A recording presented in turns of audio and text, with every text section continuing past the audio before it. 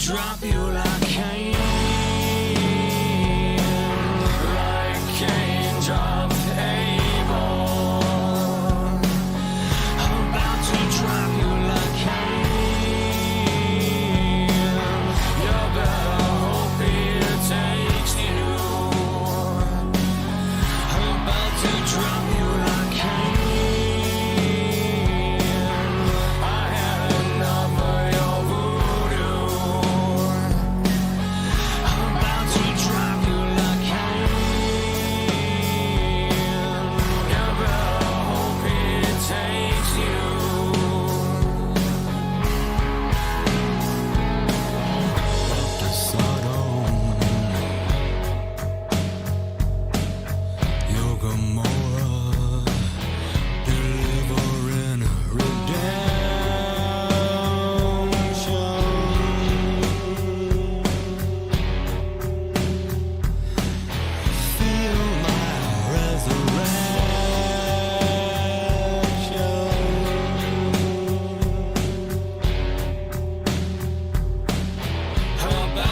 Drop you like Cain,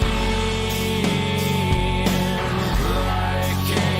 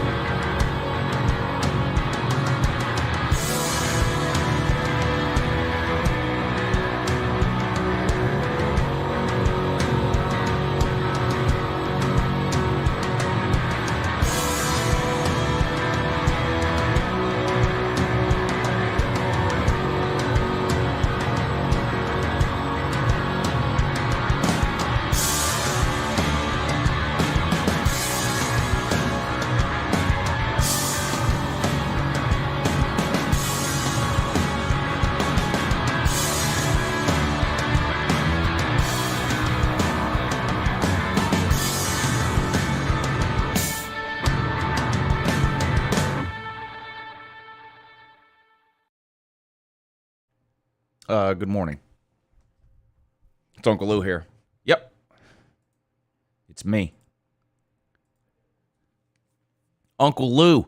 Live on LouTube. Thanks for tuning in. This is Uncle Lou After Dark, the college football call-in show. If you'd like to be a part of the show today, just click the StreamYard link in the description of the video, and we'll talk some college football. I'll post a link in the chat section here.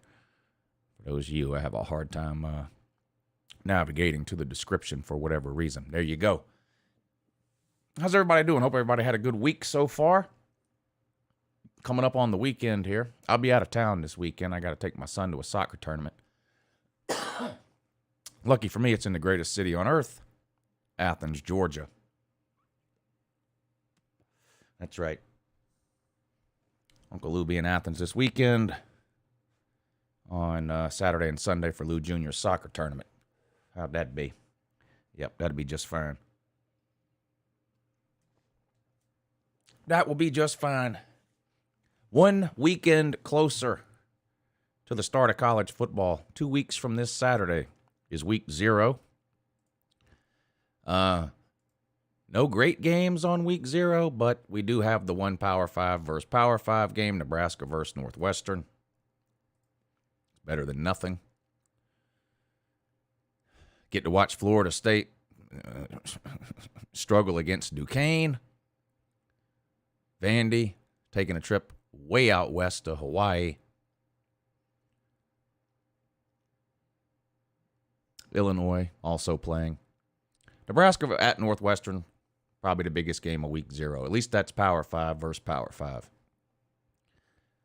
So that's coming up 2 weeks from Saturday. And then, of course, starting Thursday, after that, you have games 5 days in a row.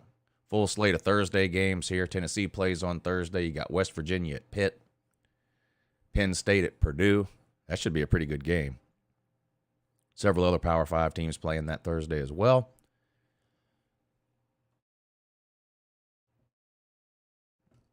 Handful of games for us on Friday of week 1. Nothing really. Illinois at Indiana. That's really the best Friday game they can give us. TCU at Colorado. I don't know. Full slate of games on Saturday. Several really good games, too, of course. Oregon and Georgia. Cincinnati and Arkansas.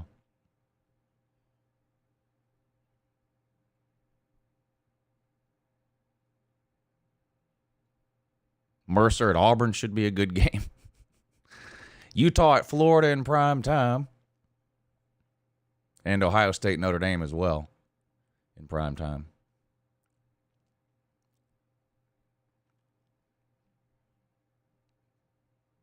Lots of good games. Sunday, Florida State at LSU. And then on Labor Day, wrapping up week 1 of college football, Clemson on the road at the Nerds in Mercedes-Benz Stadium. Lots of football coming up. Just 2 more weekends to go, and we'll be there. If that doesn't get you excited, well, then I don't know what the hell's wrong with you. But we've made it 8 months now almost without college football. And it's almost come to an end. It has almost come to an end. So I don't know what to tell you. Like I said, if you're not excited by now, then I just don't understand. I just don't understand at all. Daniel Rivera, thank you for hitting the super chat tonight to help support the show. He said, Lou, let me get a Go Dogs. Sick 'em. Go Dogs. How about that? How about that? Georgia going to put a whooping on Oregon week 1. When you call in tonight, what's your best bet of the season? We're running out of time to make season-long bets, you know, win totals, bets on who's going to win conferences and all that kind of stuff. What's your best off-season bet heading into the season? Maybe not necessarily a particular game, but, you know, an over-under for win totals, or have you bet on who you think's going to win a conference championship game, things like that. Let me know about that when you call in today. And also, who wins the title this offseason for the most delusional fan base? Who wins the title for most delusional fan base? I'll leave it up to you to decide. I'll leave it up to you to decide. All right, y'all hit the thumbs up. It's a great way to help support the show. Doesn't take any time, effort, or energy. It's literally the easiest and simplest thing you can do to help support a live show is hit that thumbs up button. So we're about to get to the phone calls here. Go ahead and hit the thumbs up while we get ready to talk some college football. If you really want to support the show, PayPal and Cash App are the two best ways to do it. Those links are in the description as well. Direct donations are the only thing that keep these live shows on the air. So if you're able to help support the channel, please consider hitting the PayPal link, which I just posted in the comments section. Or if you have Cash App, hit me up on the Cash App. Help support the show and support the channel. Let's keep these live shows. Let's keep these live shows on the air. All right, let's get to the phones and see what y'all want to talk about today. Good morning. You're on with Uncle Lou. So I don't have any season-long bets, but I did take copious notes about our favorite LGBT retard. Would you like me to read them? No. No. All right, but how you doing, sir? I'm doing good. If you want to talk some football, we can do that. If you want to call up and cry about transgender or whatever it is you're trying to do, you can take that shit somewhere else. Okay. First, I'm not crying, but if you want to talk some college football, we'll just do that. So, Big Ten West standings for this year, I think I have Iowa 1, Purdue 2, Nebraska 3, and Wisconsin's chilling in the back place with Minnesota, Rutgers, and Illinois. It's not too bad.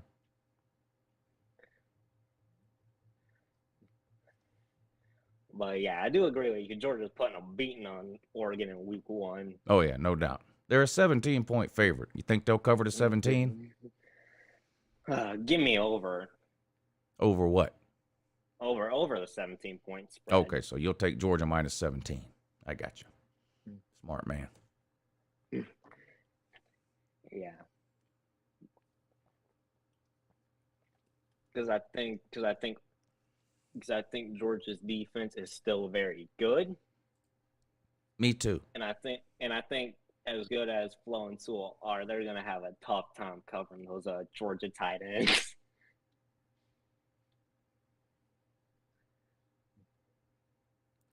All right, buddy. We appreciate you coming on today. It was good to hear from you per usual. Good morning. You're on with Uncle Lou. What's up, Lou? How are you doing? Doing great. How are you, buddy? Doing pretty good. I was thinking about the most delusional fan base.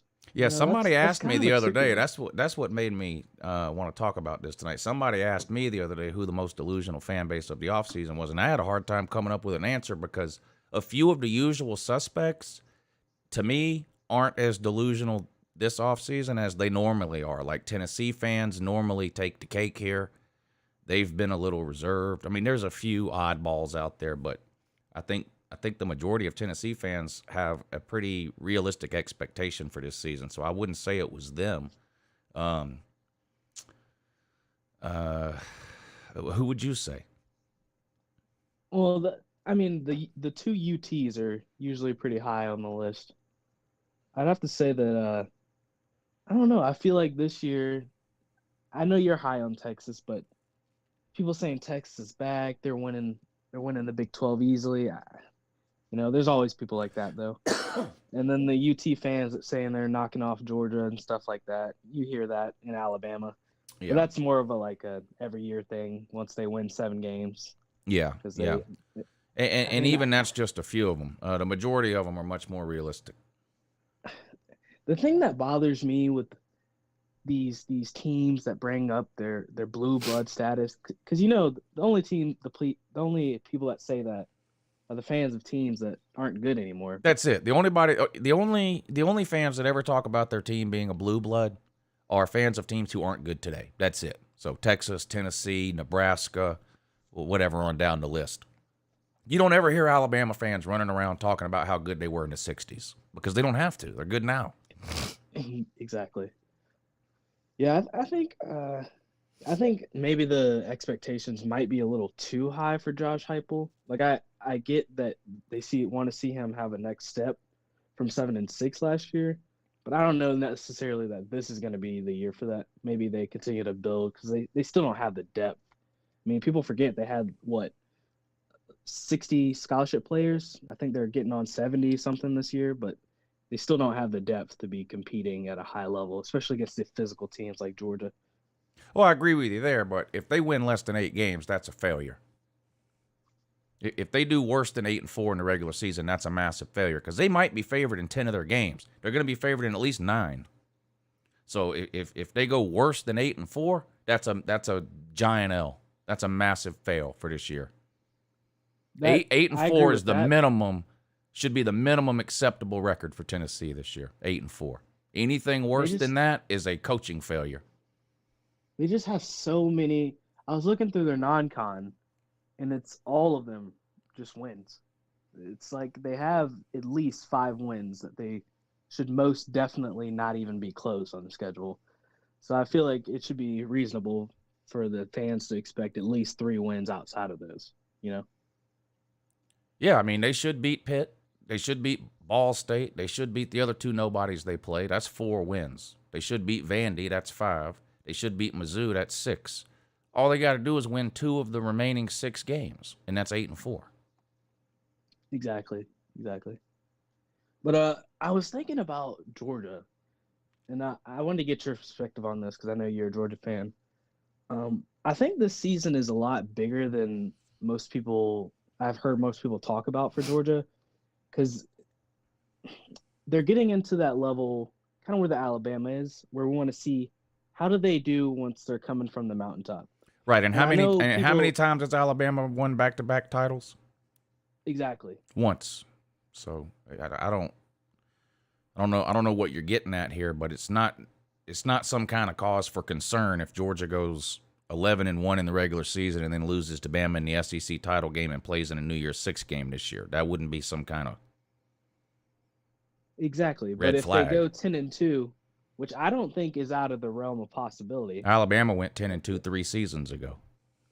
That is true, but that year, that was a whole problem for Alabama. That was First a what? year for Mounds, they had a lot of turnover. When you have There's like never a going to be quarterback a scenario where a team goes 10-2 and the sky is falling. That's just never going to happen. I agree So with you. Georgia, it would have to be much worse than For 10-2. them to be at the level where it's starting I can't hear Dynasty, anything you're saying. have You're to- cutting in and out. I don't know what's going on, but I can't hear you. No, I can't hear anything you're saying. I'm going to put you in the back room and see if you can get it cleared up, and I'll put you back on after this next caller, but I couldn't hear anything you were saying. Good morning. You're on with Uncle Lou. Yeah, good morning. Oh, yeah. Good morning, though. Yeah, so I have a question that I wanted to ask you. I'll try to ask answer it. I was gonna ask you on the morning show, but then I forgot. Yeah, so I wanted to ask you, yeah, so is it true? Yeah, did I see right that you had BYU in your top 25? Yes. Okay, so I thought that normally you shun BYU. That Yeah, I you like addressed that in the don't even video. like them. So if you just go back and watch it, I addressed that. Oh, okay, you did? Yep. Okay. I did. Okay, yeah, so that's all I wanted to call about. Okay, Vic Tube. Thanks for calling in, buddy. You there, Caleb? Yeah, can you hear me? Yeah, we hear you now. What I'm trying to say is, I think that Georgia has the potential to be, not necessarily, in the title game every single year. They don't have to do that. But for them to be like, I'm trying to think of some, like Nebraska's of the past, FSU's of the past, that are consistently, every single year, they're probably going to the national championship. I just think that When did that happen? For who? For any of those teams you just named, that they went to the national championship every single year. well, not every single year, but they were every single offseason. Those were the teams that, hey, Nebraska is always going to have a team that is capable of doing that. And Georgia that's- is a that- team that is yeah, capable that- of yeah, doing that. I But they have agree. yet to prove it. yeah, I agree. So what? So what? So if we go 10-2, what? I just don't think that's. I think that shows that they're not there yet. Who is then? Alabama. Who else? Clemson was, but that was one down year for Clemson. So Besides so them, Clemson no is one no right Clemson's no longer a program that should have national title aspirations in the offseason because they went 10-2 last year. They should, but what I'm saying is Georgia isn't there. Ohio State went Clemson and 10-2 Alabama last year. have been. This I mean but you're they you're haven't. you're I don't know what you're I don't know what you're driving at, but the idea that if Georgia goes 10-2 that's some kind of red flag is silly. Well, I'm not saying it's a red flag. Well, what are you saying? I'm saying that they're not at the level of an Alabama yet, which is, I mean, Alabama is the greatest dynasty we've ever seen. I don't think that anyone's trying to say they're not. Are you trying to get me to say that Georgia as a program is not on the level of an Alabama? Because Well, yeah, duh. I know that No we one both is. agree on that. right, so I don't. Other than that, I don't know what point you're trying to prove. I'm just saying that this season is more important for that perception to shift, for people to expect Georgia. So Georgia 'Cause won a before national this- title last year. Let's say they go 10-2 this year and play in a New Year's Six game. The perception of Georgia is going to change. Yeah, but if you follow that up with another 10-2 year, and then you follow that up with another maybe 11-1, you don't go to the championship game. What do we think about Georgia then? Alabama's lost 3 of the last 4 national title games. What are we? But they Are went we to the alarmed? game. Huh? Georgia has went to 2. Yeah, but Alabama's lost 3 of the last 4 national title games they played in. Should we be alarmed? No. Okay. Georgia's been to 2 national title games in 5 years. We should be worried if they don't win the title this year? It's not making any. I just disagree with everything you're saying. I couldn't disagree more. I'm not concerned in the least about Ohio State. I don't think Ohio State has fallen off or that they're not legitimate or whatever because they went 10-2 last year. Do you? How long has it been since they won a No. national title? Are they somehow illegitimate? I mean, this just isn't making any sense, my dude. None. I don't think there are people questioning Ohio State's design. But what has he done? I don't know what's going on with your phone. We can't hear you again. Good morning. You're on with Uncle Lou. Uncle Lou, let me get a go, dogs. All right, I got you, man. Say no more, fam. Yes, sir. That's right, my brother. Yeah. I always send the super chat of the Go Dogs. You know, I can't get enough of that. So I hear you. my thing is, I don't know what's up with the guy that's trying to prove a point. I don't even know what point he's trying to prove. At first, he said we should be worried if Georgia goes 10-2 this year. Then he said we should be worried if they go 10-2 3 years in a row and then go 11-1 the 4th year. I mean, there's never going to be a scenario where I'm running around like the sky is falling because Georgia went 10-2 or 11-1. It's never going to happen. Yeah, exactly. And the thing is, I think people do that the same thing with Clemson. Like last year, they had a 10-2 season as well, 10-3 or whatever. And all of a sudden, I think they were 9-3. I think they were 9-3, and they have what, the 4th best odds to win the national title this year. I mean, yeah, I mean they have the best defense. You know, probably in college 9-3 is not some terrible season. Exactly. I mean, you had Dabo Swinney win 2-3 national championships and won what? Yeah, he won He's 2. been winning Yeah, ACC well, since.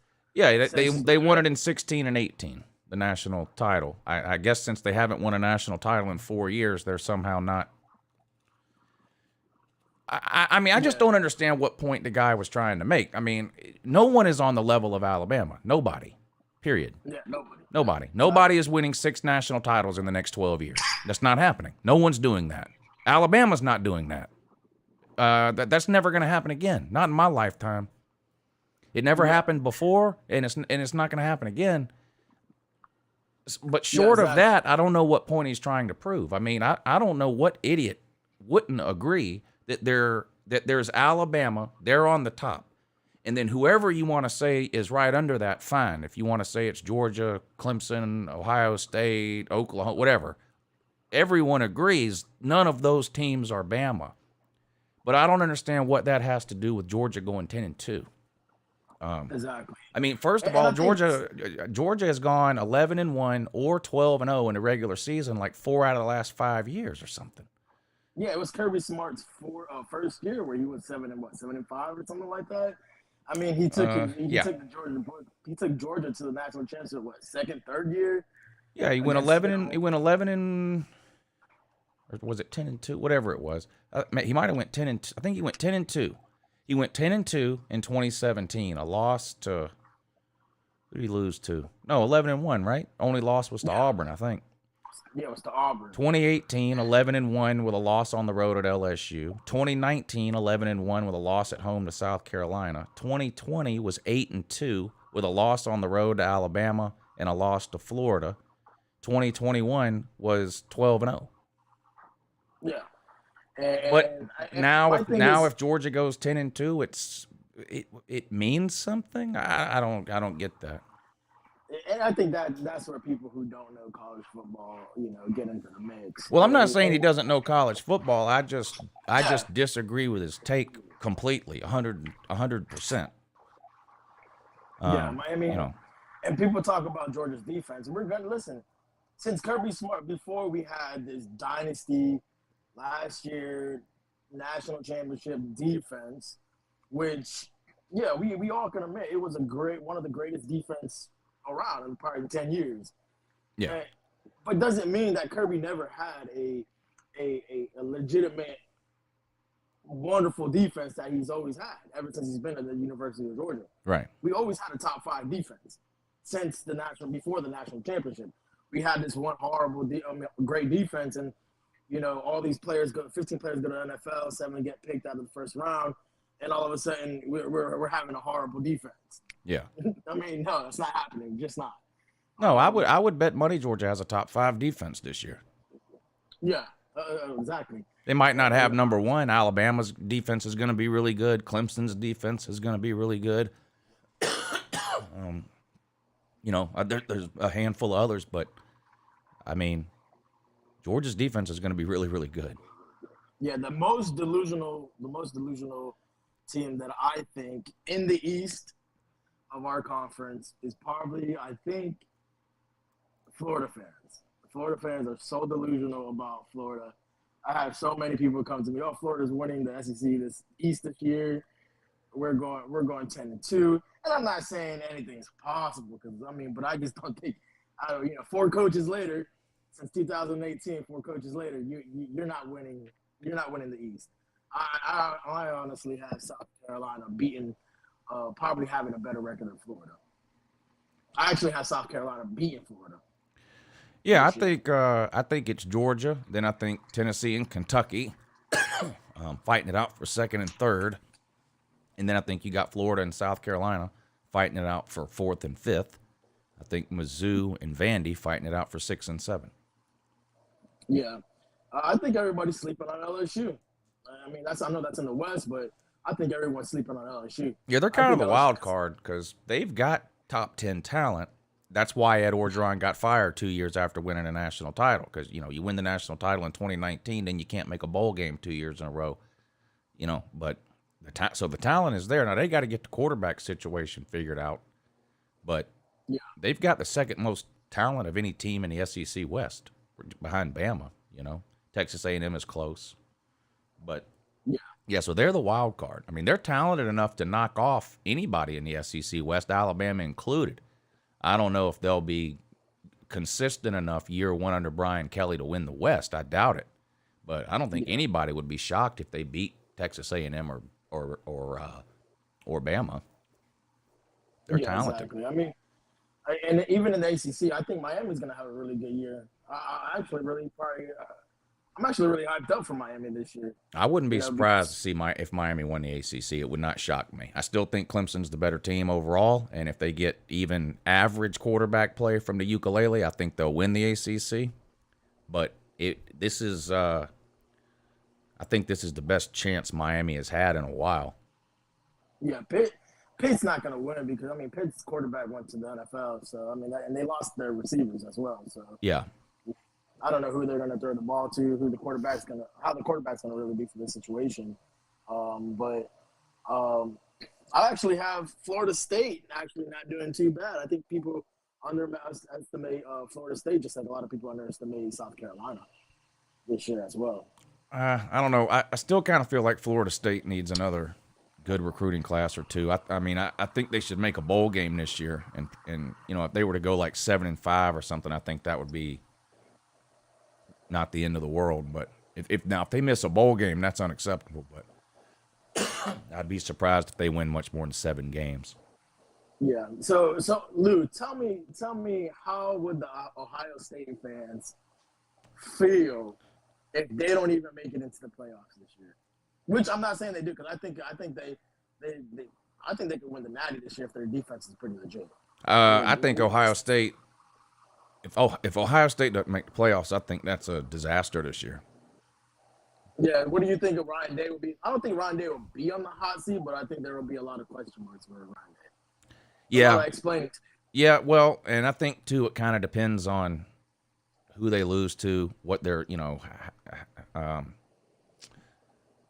if Ohio State were to go 10-2 or 11-1 or something like that, and the defense be better, but maybe not as good as they want it to be, I think that's one thing.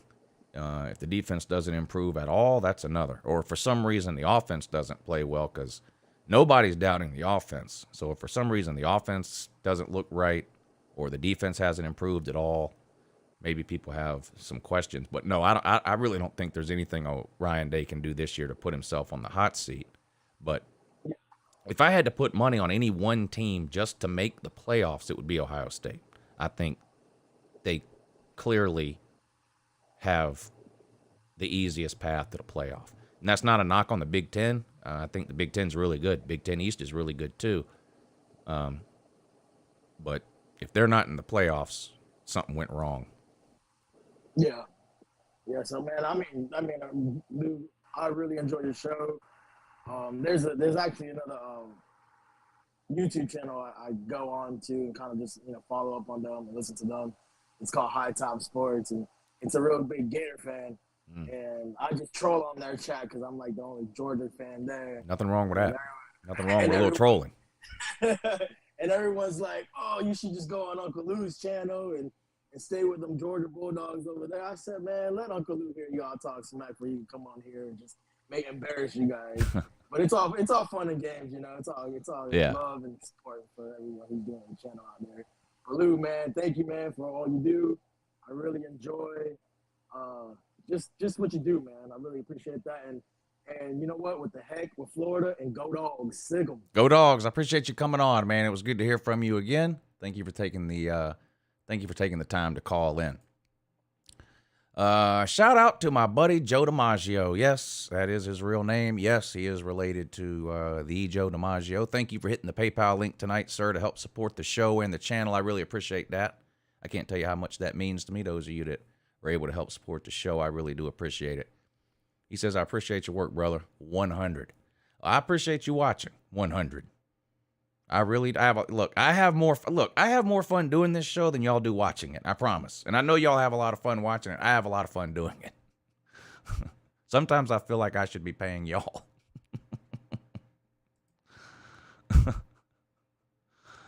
But that's why I did that dumbass bet thing I did a couple of weeks ago, because some people are going to get paid. I'm going to go over this list of bets I have in a little while and let y'all tell me how many of these am I going to win and how many of these am I going to lose. I don't know if y'all remember, I guess it was 2 or 3 weeks ago, I did one of these live shows, and I agreed to accept any bet that anybody made, regardless of whether I agreed with some of the bets they were making, but I had to take the other side. And I've got a list down here. And there's no way I'm going to come out ahead. So in that sense, I am going to be paying some people some money here pretty soon. I'll go over that list in a little while, maybe in the second hour of the show. I'll go over that list and let y'all tell me how many of those bets y'all think I might win and how many of those bets y'all think I might lose. I don't know what I was thinking when I did that. I'll have to see how it goes this year. It might be the only time I ever do that. I don't know. We'll see. And we're running out of time in the offseason, too. So if there's anybody else out there looking to make a bet with Uncle Lou, you know the deal. Let me know. I'm a degenerate gambler. Good morning. You're on with Uncle Lou. Hey, Lou. I got 3 points for you this time. So I got my top 5 UGA players of all time, of my lifetime. Number 1's Todd Gurley. Now, how far does this go Two. back, just so I know? Just 5. It goes back to like 2011, 12. Okay. All right. Todd Gurley. Aaron Murray. Mm-hmm. Jordan Jenkins, linebacker. I liked him. DeAndre Baker. And then I got a tie at 5 between Roquan Smith and Nakobe Dean. That's a good list. And then number 2, my most delusional fan base is Texas A&M because they just bragging about that one recruiting class. They think it's going to change everything. You know what? You know what my problem is, and this is my problem. For whatever reason, I haven't found very many Texas A&M fans. I know there's a ton of them. I know they have a huge fan base, and they're nuts. I know that, but they're probably it's either them, Mizzou, or maybe Vandy are probably the least represented fan base on this channel. I don't know why that is, but there's just so I don't have a lot of interaction with very many Texas A&M fans to really know how delusional they are. And we've only played them once since I've been doing YouTube because of the weird scheduling quirks, the way the East and the West play every year. So I really haven't had a lot of interaction with A&M fans, but I don't doubt that they're delusional. Oh, yeah. Them in Texas, they always say, oh, well, Texas, they got the back thing. And then Texas A&M think, oh, we're going to be different than Texas. Yeah. I'd like to find some A&M fans, but we'll see. And then for 3, I got my top 5 defensive players in the SEC this year. Okay, this will be good. Number 1, Will Anderson. Number 2, Jalen Carter. Number 3, Eli Ricks. Number 4, Keely Ringo. And number 5, B.J. Ojolari. He's with Florida? LSU. LSU. Yeah. He's like his older brother. I Yeah. wish Georgia would have got him. Right. Yeah. You imagine him and Aziz on the same field? Oh, I know. Yeah. That would have been insane. Those are good lists. I can't really argue. As far as your Georgia player list goes, not to say that your list is wrong in any way, but just a couple of other names I would have considered for top 5 if I was going back just that far. First of all, I would have had Hot Rod on there. For All-time sure. fan favorite. And I probably would have Leonard Floyd over Jenkins. Jenkins was a good player. He was very good. Yeah, he was very good. He was like the first player I really watched. I remember him against LSU. Him and Floyd, they were after the LSU all day long. Yeah. Georgia versus Florida in 2012. That was like my real first, Georgia game I was really into. Yeah. I'd have Aaron Murray on my list too, for sure. You named him. I'd have it. Aaron Murray would be on there for sure. Hot Rod would be on there for sure. Gurley would be on there for sure. I like Baker. He's a good DeAndre Baker. He could lock down field. He was really good.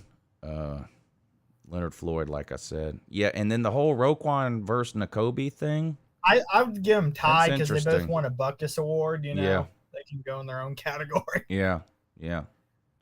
That's a tough one to choose from there, Roquan or Nakobe.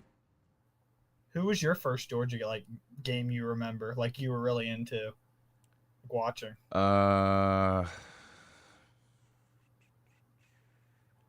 Probably can the remember. Georgia Tennessee game in I think it was 2000 when the goalpost came down. Man, so Georgia, they had David Green then. Who Was was it? the quarterback? No. I was born in '03, They did so not have David. It was Quincy Carter. Quincy Carter. Yeah, it was Quincy Carter. David Green came, I think, the next year.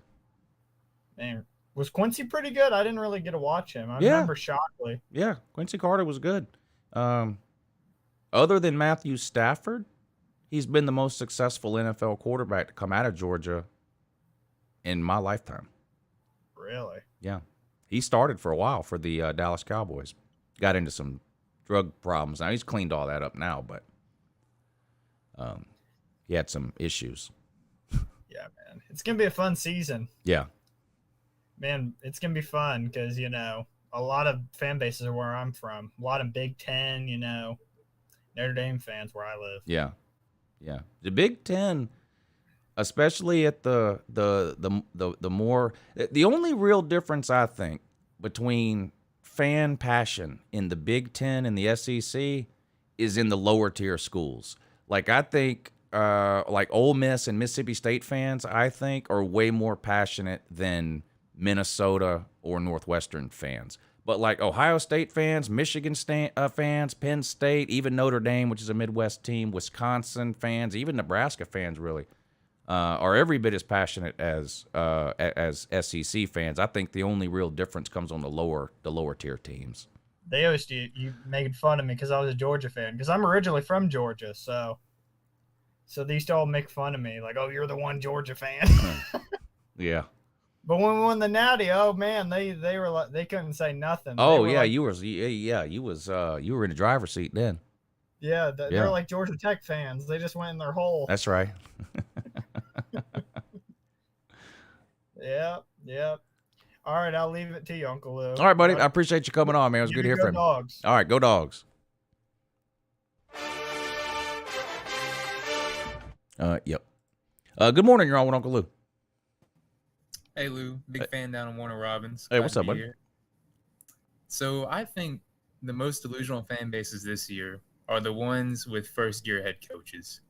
And I love your ranking videos. I would love if you did a video ranking the most delusional first-year program coaches. Yeah, that happens a lot and I sort of get it because there is reason to be optimistic when you change coaches, fresh start, that kind of thing. And usually you're changing coaches because the previous coach fell on his face. Now, there's some weird examples this year that don't fit that mold, like Notre Dame. Yep. Even LSU kind of. Oklahoma has been winning 10, 11, 12 games a year forever, and they still have a first-year coach. But generally, like Florida, right? First-year head coach because they were terrible last year, or all 28 times that Tennessee has changed coaches in the last 12 years, stuff like that. And so I kind of understand the reason the fans get excited when they have a coaching change, but yeah, sometimes the delusion level is pretty high in those situations. Yeah, I'm gonna give you my ranking, and I want to get your take on it. All right. So from most delusional to least delusional in terms of expectations, I got Florida, Oklahoma, LSU, Miami, Oregon, Notre Dame, USC. Yeah, Florida would be up there. Notre Dame. I mean, do they think they're making the playoffs? Because that's delusional. But I mean, they could go 10-2. Most of them think they're top 10 for sure, like New Year's 6. They might be. I mean, they play North Carolina, Clemson, Southern Cal, and Ohio State. So how many of those games can they win? Can they split those? Yeah, I think split at best. Yeah, that would be 10-2. That's going to put them probably right around 10 and probably in a New Year's 6 game. But I don't think they really should expect much more than that because I think they're definitely losing to Ohio State. Now, if they somehow beat Ohio State week 1, then all bets are off. They could go 12-0. But I think they're going to get I think they're going to get beat convincingly by Ohio State in week 1. And so then, they've got to win 2 out of 3 between Clemson, North Carolina, and Southern Cal, which I think are the next 3 best teams they play. So can they win 2 out of 3 of those? That would put them, that would put them at 10-2. Yeah, another thing I want to talk about with you is Tennessee. I feel like has been the most talked about team this offseason. Definitely. And I been one watched of your them. video. You got them 9-3. Mm-hmm. I think that Hendon Hooker this year will be similar to what Matt Corral was last year. What do you think?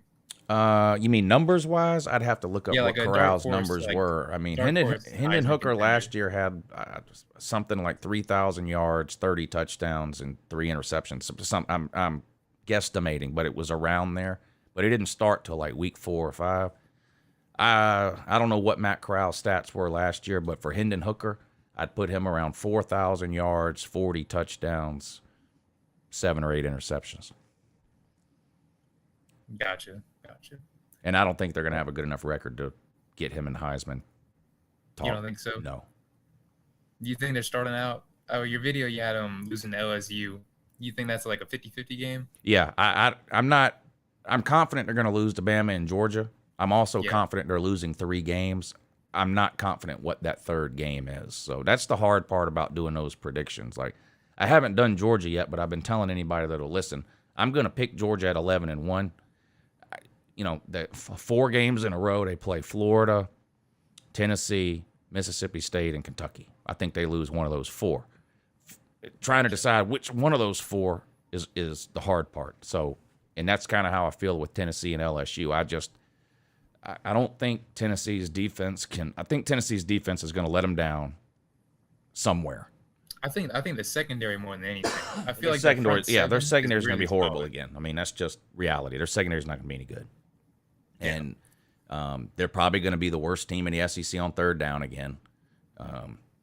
It's just, it is what it is. And I think that's going to cost them a game somewhere. And that's why I think they're going to go 9-3. And even if they win 8-4, I don't think that would be the end of the world. But I think they can go 9-3. No, I think South Carolina is a dangerous game for them at the end of the year.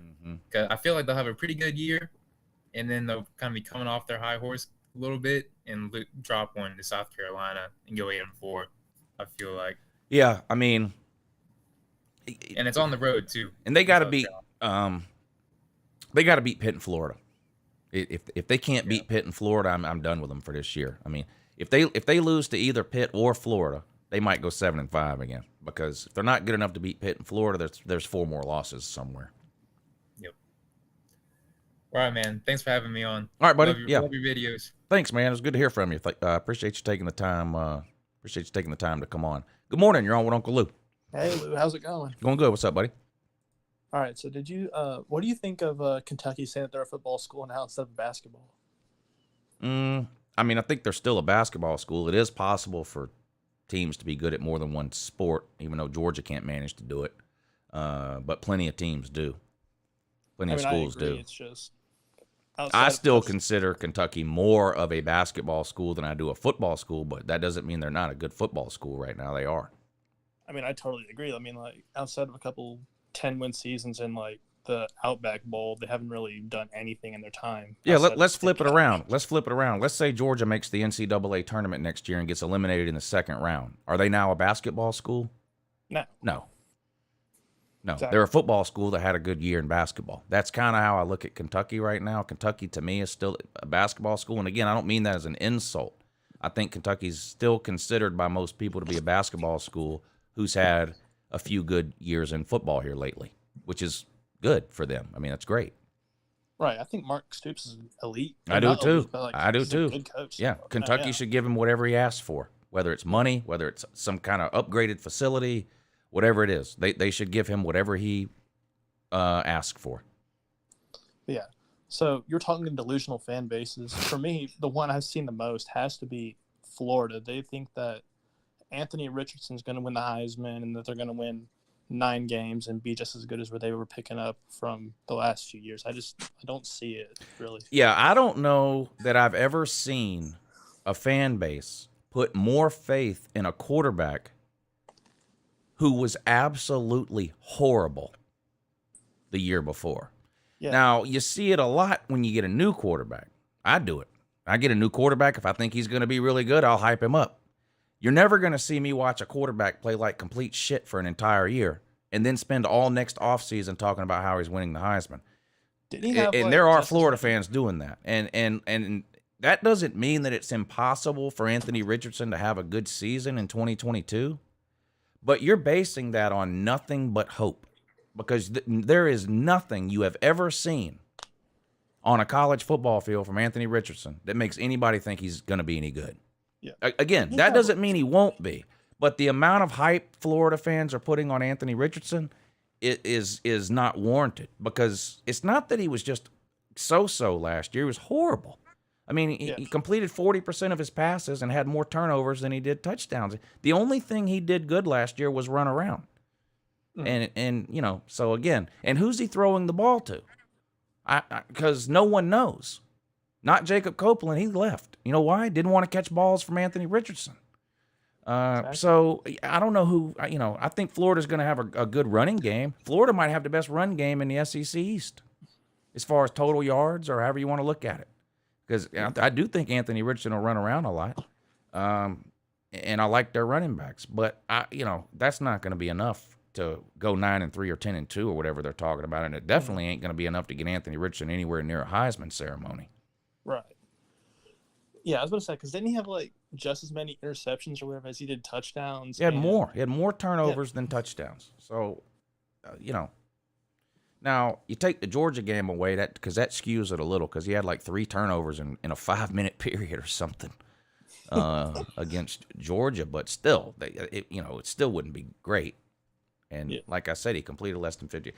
Emory Jones, ask Florida fans what they think about Emory Jones, and then look at Emory Jones' stats versus Anthony Richardson's stats. They were better. Yeah. So, and look, and I agree that Anthony Richardson has a much higher ceiling than Emory Jones ever had. But lots of people with high ceilings never bump their head or even come close. Yeah. So, again, I'm not saying that Anthony Richardson is going to be terrible in 2022, but the hype that Florida fans are putting on him is based on absolutely nothing but a wet dream. Yeah. That's it, because he was absolute doo-doo last year. He was absolutely horrible. So, all the hype and talk that Tennessee has been getting this offseason, I know it's not really been normal because they've been kind of down in the gutter recently. So, is it more of like, because I know most Tennessee fans that I've been on, they have to like see it before they believe it with all the hype being around. Are you kind of like the same way, or is it like your 9-3 prediction can like still stay there with? I like, I picked them at 9-3, but that's because I think they're going to beat Pitt and Florida. If they don't, then I'm going to do nothing but clown Tennessee the rest of the year. I'm giving Tennessee more benefit of the doubt than they deserve, because Tennessee's not shown me anything in the last 12 years that makes me think they should be able to go 9-3. But I'm picking them at 9. I'm picking them at 9-3, but that's based solely on the fact that they've got to beat Pitt and Florida in the first month of the season. If they don't, then, Tennessee fans are just going to get clowned by me relentlessly the rest of the year, no matter what they do. I mean, as they should, because like Pitt lost all their production. Basically, they lost Pickett, Addison, and their offensive coordinator. So, I mean, right. Tennessee should win convincingly in that game because they have most of their players coming back, and Florida's not going to be as good as they've been. So, Tennessee should win those games. So, I couldn't agree more. All right. Well, thank you for the call. I'm going to head out here. All right, bud. I appreciate you coming on, man. It was good to hear from you. Talk to you again next time. I'm pretty sure. Good morning. You're on with Uncle Lou. What's up, Lou? True Seminole, my man. What's up, buddy?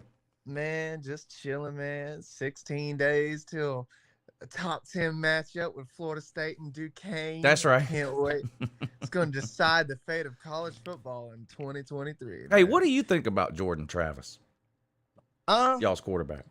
That's his name, Jordan right? Travis. Did I get that right? Yes, you got his name right. Yeah. Jordan Travis, to me,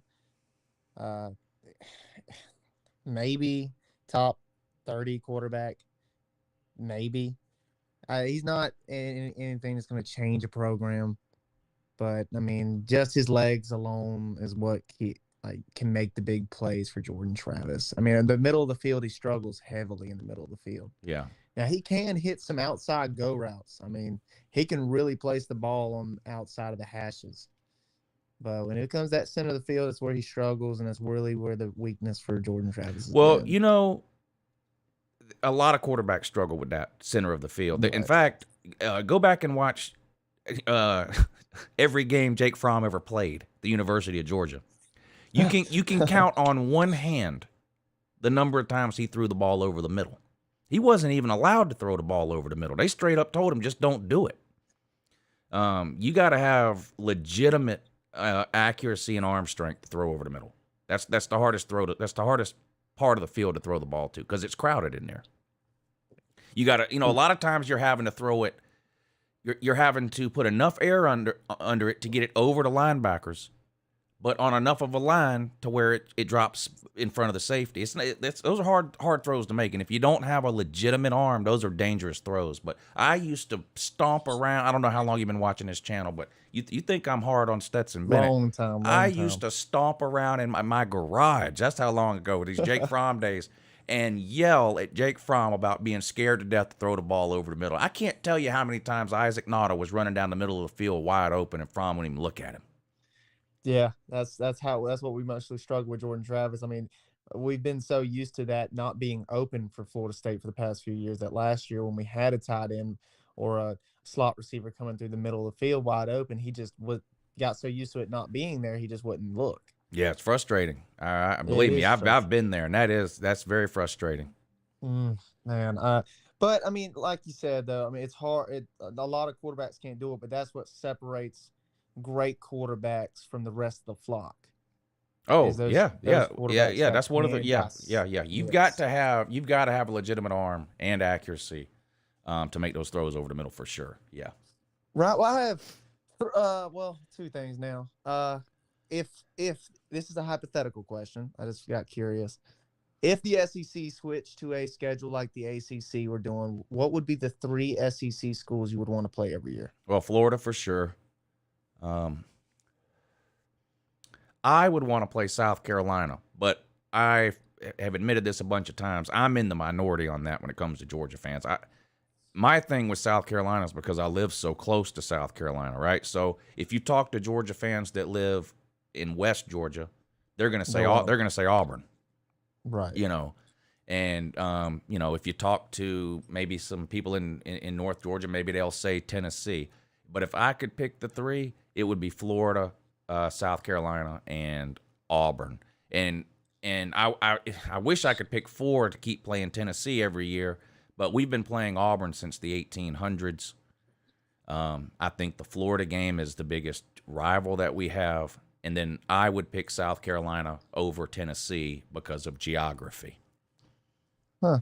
Because of where I live, yeah. I didn't expect the South Carolina pick. That one actually surprised me. I didn't expect that. They're my most hated team. And again, if you survey 100 Georgia fans, I might be the only one that even mentions South Carolina when you start talking about rivals. All right. But I grew up with a lot of South Carolina fans because I live so close to South Carolina, so I hung out with a lot of people that live in South Carolina that were big South Carolina fans, and so I've just always hated South Carolina. Oh, okay. I did not. Well, that's something new I learned. Yeah. Next, I'm really excited this year because I'm going to the Slav Olympics. It'll be my first time going. Oh, man, we're going to have a blast. I can't wait. Dude, Yeah. And the weather should be good, too, finally, because we've had shitty weather both years at the Slav Olympics so far. But I got my fingers crossed this year. Charleston in March. I'm thinking we can get some 60-degree weather. Heck yeah, man. I can't wait. But yeah, that's all I want to do is come in here and ask that question. I just got curious. Have a good night, man, and go Noles. Yeah, man. I always like talking to you. I appreciate you calling in. All right. Talk to you next time. Why are you back on? Because I just wanted to say that I think Florida fans thinking AR-15 winning the Heisman is like them having seizures. Agreed. I mean, look, maybe AR-15 has a good year. Like, he has tremendous upside. But even still, then you replace Dan Mullen, who's a quote-unquote quarterback whisperer and an elite offensive mind. I don't know if that outweighs his clown level, though. Well, nothing outweighs his clown level. It's through the roof. He is. Dan Mullen is stupid. And now ESPN done went out and hired that jamoke as an analyst. We got to And- listen to and his dumb ass all year long on SEC Yeah. Network and ESPN now. That should be fun. I might just have to tune in at 9 in the morning just to hear him. Yeah. And I do not know who AR-15 is going to throw the ball to besides his running back and his offensive tackles, maybe. Yeah, I agree. Where are the playmaking wide receivers? There Yeah, aren't any. There aren't any. Justin Shorter, he's ass. The Xavier Henderson guy they have, ass. I think Florida fans either have had a severe surgery and they're waking up from 2 weeks worth of pain, or they've been in a coma, or the third option is they've had a seizure. Have a good morning. Yeah, you too. Have a good morning. Appreciate you coming on for a second time today. Very entertaining. John J., thank you for hitting the Cash App to help support the show and the channel. Direct donations are the only thing that keep these live shows on the air, so I really appreciate you doing that. I can't tell you how much that means. He says, "Go Vols." I'm not gonna. I can't get behind that, but I do have the Vols at 9-3, so I'm a lot less hated by Tennessee fans this offseason than I normally am. But I'm just warning all the Vol fans now. If y'all don't beat Pitt in Florida, then y'all going to turn me back to the old me. And it's going to be clown Tennessee all week, every week. There's no reason that Tennessee should not beat Pitt and Florida. Zero. If Tennessee's not 4-0, it's a coaching failure. Period.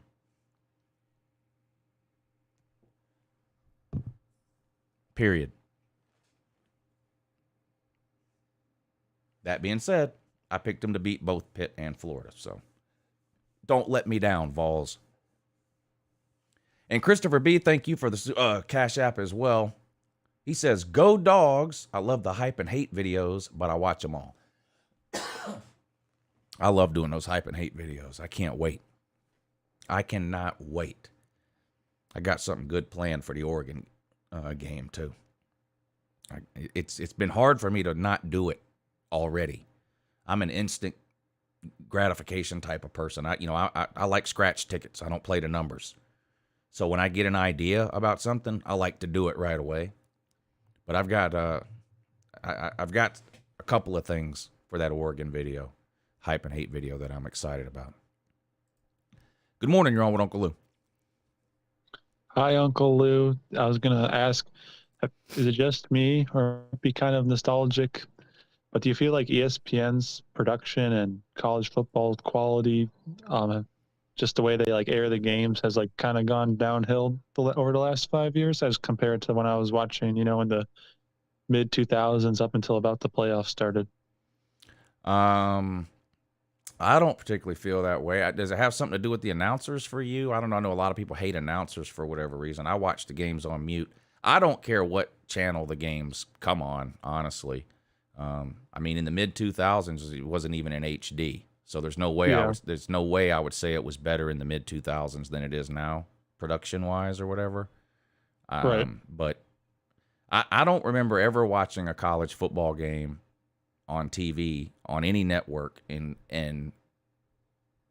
thinking that the production value is bad or something. It just never. Right. I don't know if it's something I just don't pay attention to, or I don't know. I don't know. I don't know. But I watch games on all the channels. I watch games on Fox and ABC and CBS and all the ESPN channels and FS1 and all that. And I don't really remember ever sitting around watching a game and thinking that it was somehow something wrong with the broadcast or something. Right. Well, that makes sense. But the only thing, maybe it also could be that just over the years, the games have gotten a little bit longer every year, and the commercials breaks have gotten a little bit longer every year. So it just makes it a little more difficult. I don't like that. I don't like that a college football game takes 4 hours now. Right. And it didn't used to be that way. You got these noon games, right? And then the next major time slot is 3:30. Right. Very rarely is the noon game over at 3:30 anymore. And it's real frustrating when there's a game coming on at, like, let's say there's a game coming on ESPN2 at 3:30 that you want to watch. Well, if there's a noon game on that same channel and it's not over, then you got to spend 10 minutes reading the scroll on the bottom of ESPN where it tells you to go to some other channel to watch the beginning of the game that you're supposed to be watching on this channel. And that does piss me off. But that's more an issue, like you said, with commercial breaks. And also, honestly, some of the rules in college football are just making these games way too long now, too. Stopping the clock every time for no reason and different things like that. But, yeah, the game should be 3 hours and 15 minutes long. Right. Not I just 4 remember hours. I went to a Division III football game, and there was no commercial breaks, and just the game was, even though I wasn't really interested in either of the teams, it was just almost like shocking to watch. Just to, they would punt the ball, and instead of everyone going to the sidelines for 4 minutes, they just went and hiked the ball to the first down. Yeah, and now when you go to a game now, they have some idiot they send out onto the field with a digital clock that tells you in the stands, if you're there, how long the commercial break is. So so that you're not sitting there wondering why is everyone just standing around not doing anything for 6 minutes. They got a guy that literally runs out on the field with a digital board, and it's a countdown, and it tells you how long the really, I think it might even be the opposite of what you're saying. What's gone downhill is the stadium experience compared to the at-home experience. I mean, you've got people with 50, 60, 70, 100-inch TVs, 4K, full surround sound, theater seats in their home, or at the very least, a nice leather recliner, air-conditioned, cheap food and drinks. You can watch 15 college football games a day if you've got a 3-TV setup. If you go to a college football game, especially in the South in September, you're going to lose 15 pounds sweating. You're going to be crammed into an uncomfortable seat. You're only going to get to see one game all day. You're going to have to wait in line 10 minutes for the bathroom and 15 minutes for a hamburger. Your cell phone's not going to work. Why doesn't every single stadium on earth have a Wi-Fi signal capable of servicing 100,000 people? I mean, cell phones are not cell phones are a necessity in 2022. I mean, that alone is enough to keep me from doesn't keep me from games, but that's very aggravating. The cell phone situation at games is beyond ridiculous. And then you have all these people, or not. Then there's like a lot of people like you should just enjoy the game, get off your phone. But like, what else are we supposed to do when there's a 4-minute? Right, and like I go to a Georgia game, I'm lucky if on the scoreboard there they update even just the other SEC games every 20 minutes. I'm lucky. Believe it or not, I might be at the Georgia game, but still actually care what Ohio State is doing, or Nebraska, or Texas. And sometimes you can't even check the shit on your cell phone. The service is so bad. I should be able to sit in the stands. I should be able to sit in the stands at a Georgia game and watch the Ohio State game on YouTube TV on my phone. I should be able to do that. But good luck with that. And then I try to upload videos I remember when I went to that Auburn game. I think it was the Auburn game. I know I went to the Georgia Tech. I think it was the Auburn game specifically, though, at Georgia. I don't know, in 2019, I think it was. It was a night game. Anyway, at halftime, I recorded like a 1.5 minute long video for halftime, because I make the halftime videos at every game. Yeah. It was like halfway through the fourth quarter before the damn thing uploaded. And I was like, this is unacceptable. Yeah. And forget trying to live stream from the game. You can just forget that. Yeah. And then just the last thing I was going to mention is that, there's like a lot of talk with like the TV community world. Like they're like, oh, we should we'll still have the noon kickoff, but we'll kick the 3:30 back to 4, and then we'll kick the 7:30 back to 8:30. That's just I feel like that's not a good. I mean, how has the NFL figured out how to start games at 1 and end them at 3:45, but we can't figure out how to start games at noon and end them at 3:30? It doesn't make any sense. But the NFL I think the NFL has rules about how many commercials the broadcast can put in each quarter. Probably so. In college, probably there's do. no rules. Probably do. So. Yeah, you're probably right. Yeah. All right. Thanks for taking my call. All right, buddy. Yeah, that was a good call. Thank you for calling in. Good morning. You're on with Uncle Lou.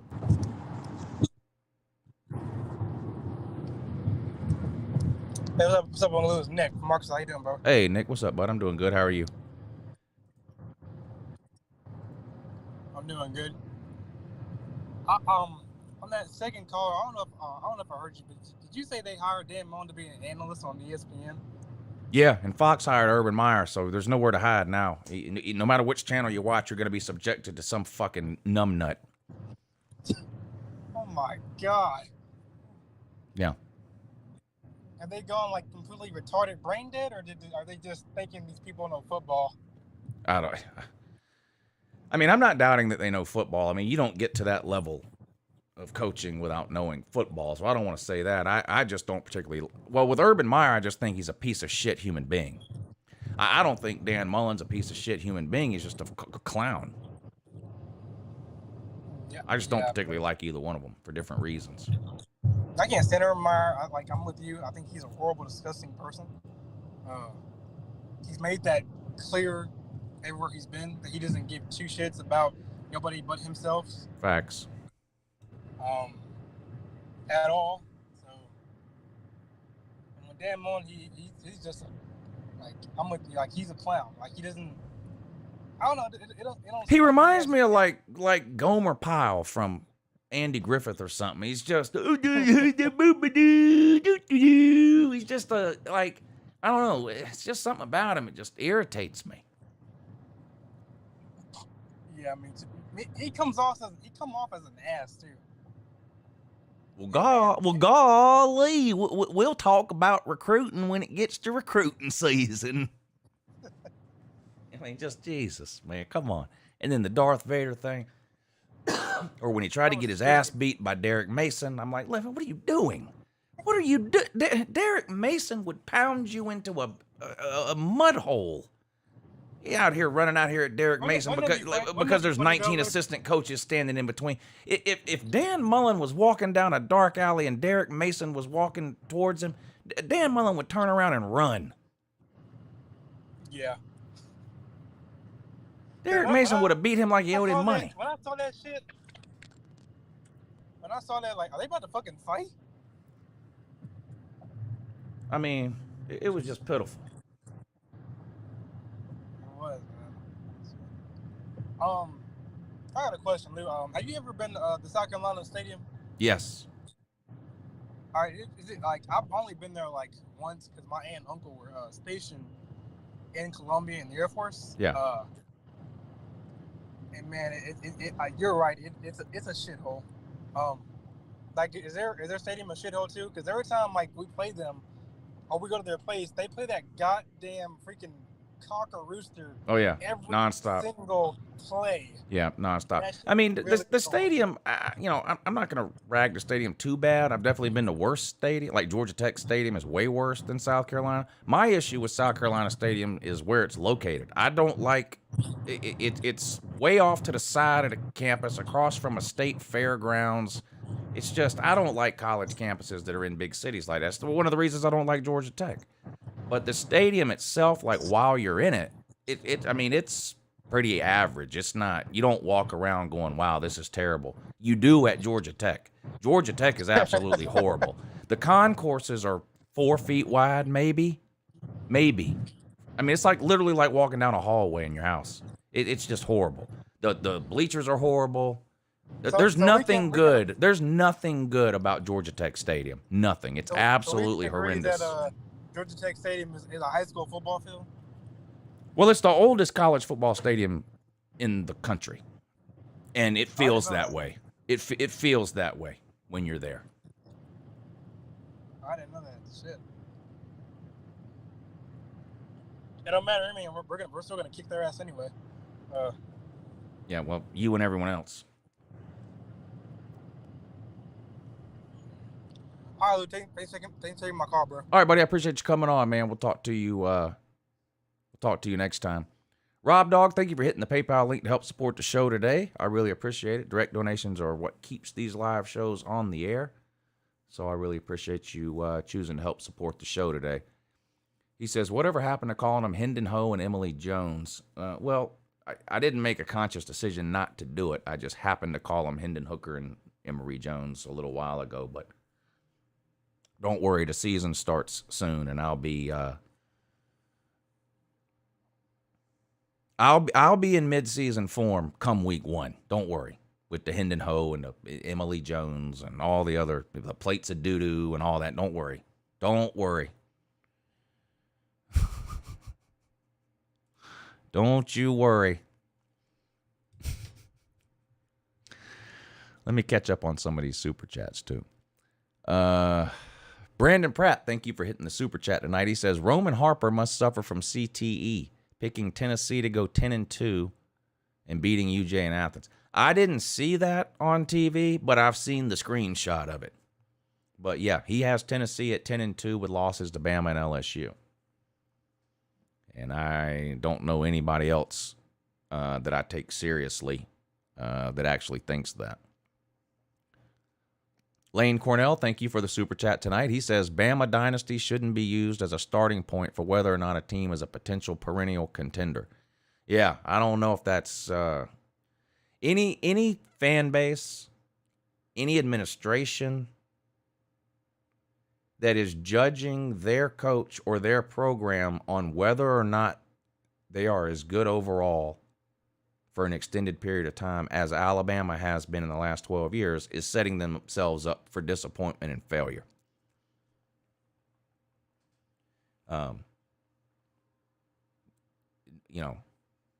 If that's the benchmark that you're looking to get to as a fan, you're never going to get there. You're never going to get there. No one is winning 6 out of 12 national titles. It's not happening. No one is signing the number 1 recruiting class in the country 12 out of 15 years. Not happening.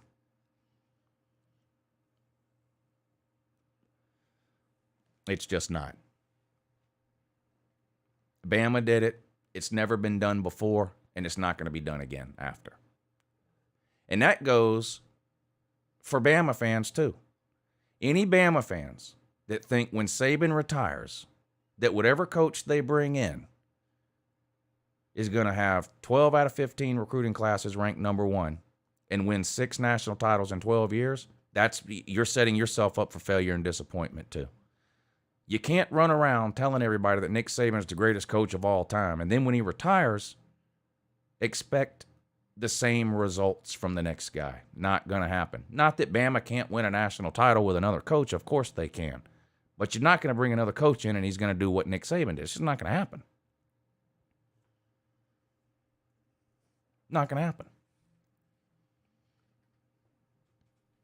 Parker, thank you for the super chat. He says, who is the ugliest SEC coach? Well, who's the ugliest? It's got to be Mike Leach, doesn't it? Doesn't it have to be Mike Leach?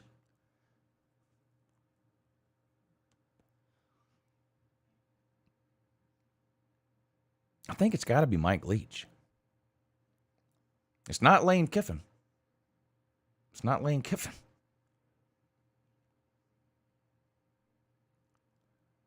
Yeah, I guess I would say Mike Leach. That's a great question. Fine Bum, thank you for hitting the super chat tonight. He says, if you're an SEC team, you should be calling Big Ten right now after the blockbuster media deal.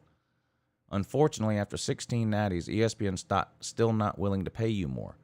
Trolling aside, why did this happen? The same reason Kirby Smart is making more money today than Nick Saban is. The same reason Lincoln Riley is making more money today than Nick Saban is.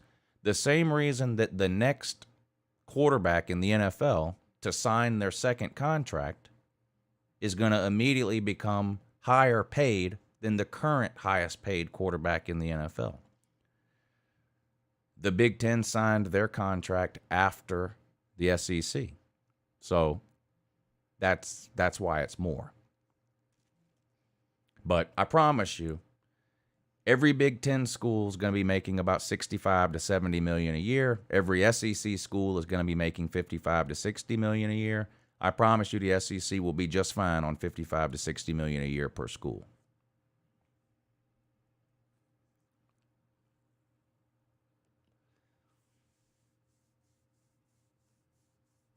I mean, it took 3 networks for the Big Ten to get more money than the SEC is getting from one network. But it's a hell of a deal. I'm not knocking the Big Ten deal. I mean, it's a hell of a deal. But you know how these things work.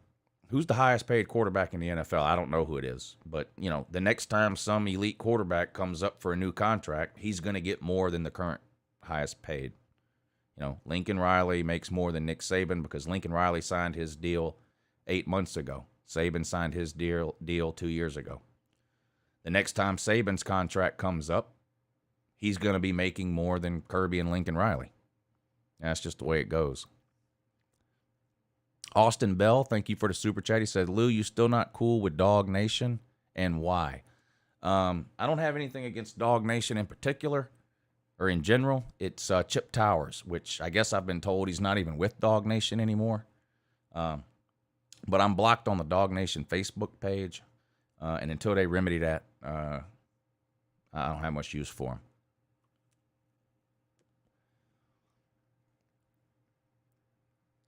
But I do watch, what's his name? I can't remember the guy's name that does the YouTube channel. What's his name? His voice annoys me, so I don't watch it very often. But he knows what he's talking about. What's that guy's name? That tells you how much I watch. I don't even know his name.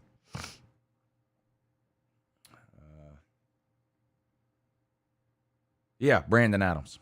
Yeah, I like Brandon Adams. I don't have anything against Brandon Adams. His voice just irritates me.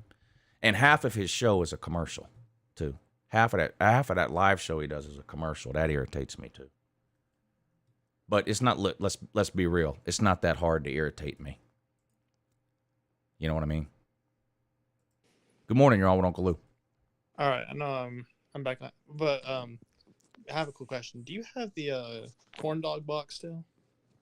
The corn dog box? No, I don't. Dang. You want me to get one? What? You want me to get one? I will. Yeah, do it. It'd be funnier. Yeah, I'll get one. It's a good idea. You were talking in the comment section about if LSU Stadium really smelled like corn dogs, but love to figure that out later if I actually go to one. Well, of course it does. That's why they're called the corn dogs. I didn't know about that until I came across your channel a few years ago. Yeah, it happened on game day one year. I think it was Katy Perry. She came on game day with corn dogs? No. She was the guest host on game day from LSU. And she said the whole place smells like corn dogs. That's why LSU is called the corn dogs. Well, someone can let us know in the comment section if that's true then. Of course it's true. You calling Katy Perry a liar? I don't know. I've never met Katy Perry. Are you just so you just generally assume someone's lying? I generally assume people are telling the truth until I find out they're lying. I do too. I just have never been there, so I wouldn't know. Right. But would it surprise you if it smelled like corn dogs? I don't know. It wouldn't surprise me at all. South Carolina smells like fried butter and disappointment. Yeah, but that's because they're next to a state fair. That's right. So that wouldn't surprise me, but I don't know. I've never been to Louisiana nor LSU, so I wouldn't know. The Red River Shootout smells like deep fried Oreos. And funnel cake. Yeah. So yeah. No matter how high up you go on that silly ass Ferris wheel, it still stinks. I wonder what it'd be like to see that game in Norman or Austin. Yeah, well, that wouldn't make any sense at all to play a college football game on a campus. So no, that'd make too much sense. Right. Don't you feel that way also about any the Georgia-Florida game also? Of course. Yes. I've been saying it for 20 years. No, I totally agree with what you were saying earlier about the in-stadium service and the being packed in everything. I don't get why I can't open up my ESPN app and check another score of a game at a Tennessee game. I can only ridiculous. sit there with 2 bars on my phone and Yeah, not be able to check it's anything. ridiculous. The price you have to pay these days to get tickets to these games. And then take Georgia. Georgia's raking in money like nobody's business. So they announced they're doing this huge renovation on the stadium. Great. Guess what they're doing? Putting in new luxury suites. That's not doing any. Okay, Georgia Stadium holds about 95,000 people. That's not doing anything for 90,000 people. Nothing. Yeah.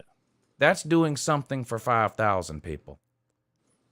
Yeah, like Tennessee's taken out like 1,000 seats for luxury party seats, but that's not going to do anything for anybody else. We still have to sit on the old burning bleachers and sweat like 10 pounds off of us. Yeah, and look, some of that is just part of the experience of going to a game, and I get it. I don't mind being cramped and crowded and stuff like that. You expect that when you go to a game. Yeah. But it can't be that difficult for the University of Georgia to get on the phone with Verizon, whoever else is the cell phone people now. I don't even know. I've had Verizon for so long. Who are the other cell phone people? Probably like AT&T or AT&T, whatever. Get on the phone with them. Find out how much it costs to put up a friggin' tower, and do what you have to do to give people cell phone service in 2022. Yeah, these schools and conferences are printing money like it's nothing. It's not like they can't afford to put a tower or something like that up for us to actually have good, decent service. Right, but what does Georgia do? They invest $60 million in new rich people seating, and the rest of us, we get nothing and still can't buy a beer. You know that's the case at Sanford Stadium, don't you?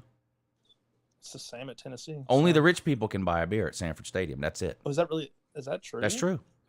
Yeah, that's only retarded. the suites have alcohol service.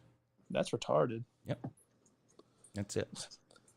But I love the parts of the stadium experience. You have to pay $10 for a hot dog and a drink and everything when you can go to the store and get it for like $2. So yeah, and even that, I don't like that I have to pay $10 for a hot dog, but we all just kind of understand that's just part of I mean, look, I don't know how it is for the rest of y'all out there, but going to a college football game for me is about like going on vacation because that's the amount of money it costs.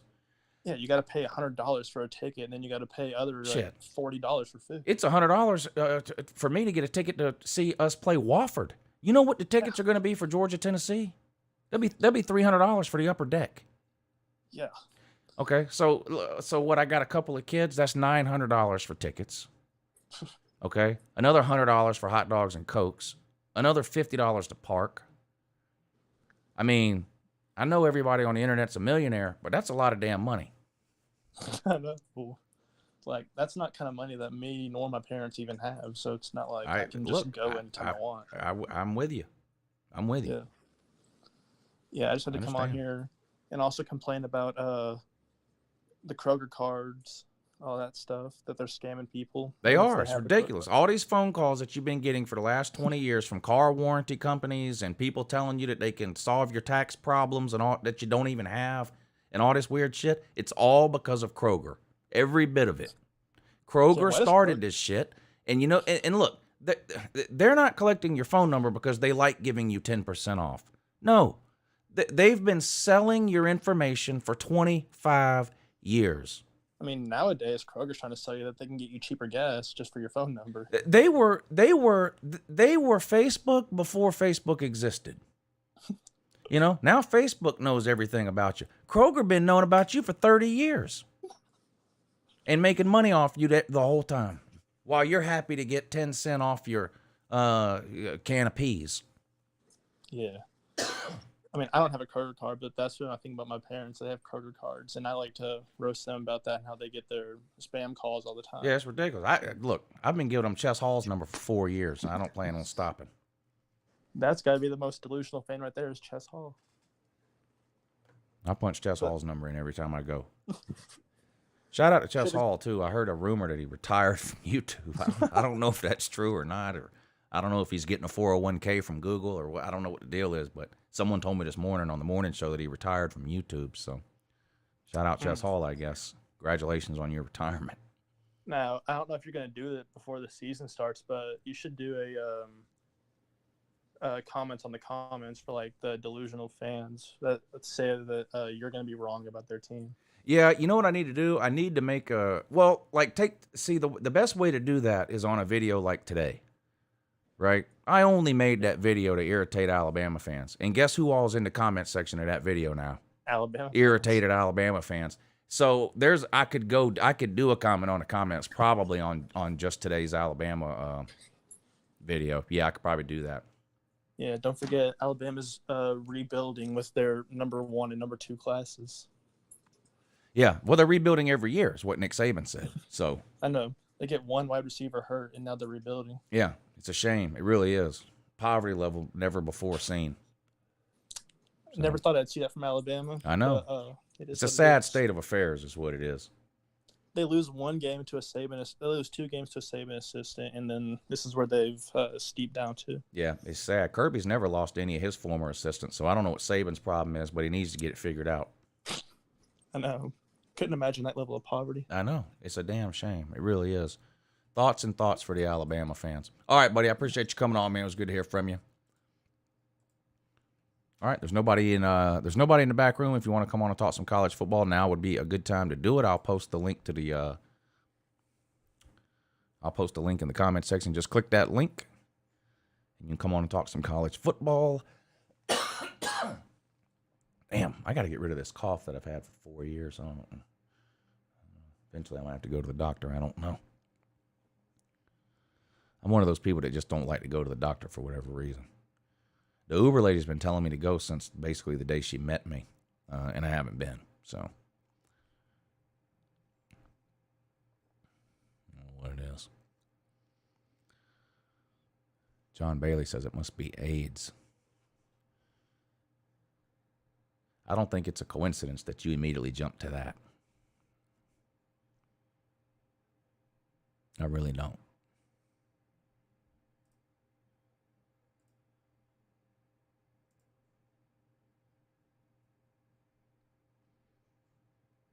Davis P., thank you for hitting the PayPal link today to help support the show and the channel. I really appreciate it. Direct donations are the only thing to keep these live shows on the air, so thank you very much, sir.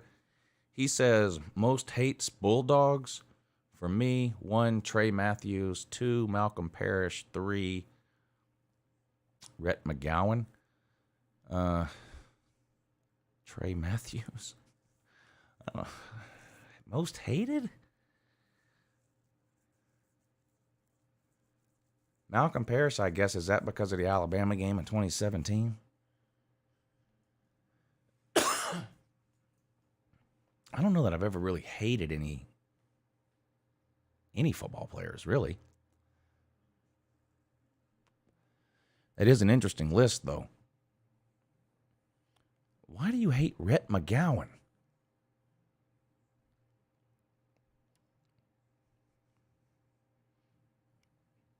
That's a strange list to me for most hated.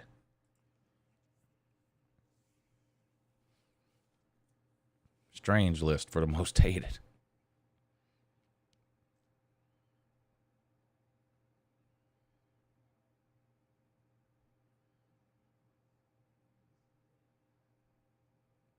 Johnny Manziel. Well, okay.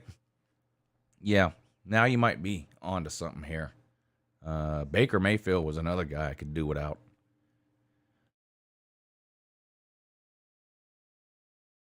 I couldn't stand Baker Mayfield. I still can't stand him.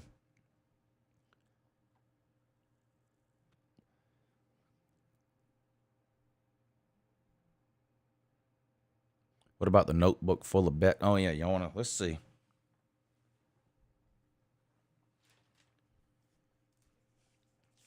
Boy, this is way too many. Listen, wait till you hear some of these bets. Now, keep in mind, most of these bets weren't my idea. I did that show where I let people call in, and I would take any bet they offered. So even if I thought I was going to lose the bet, I had to take it. All right? So I'm going to go through this list of bets that I've got for this season so far. And y'all type in the comments section if you think I'm going to win the bet or lose the bet, okay?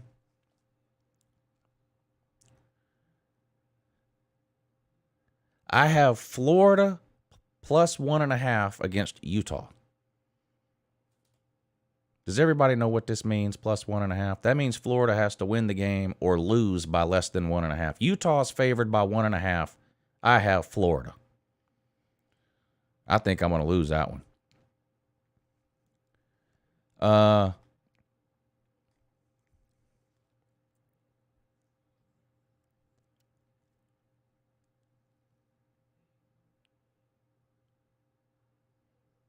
I have Iowa State plus 6 against Iowa.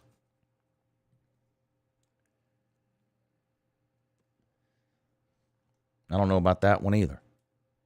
Iowa State plus 6 against Iowa. So Iowa State has to either win the game or lose by less than 6.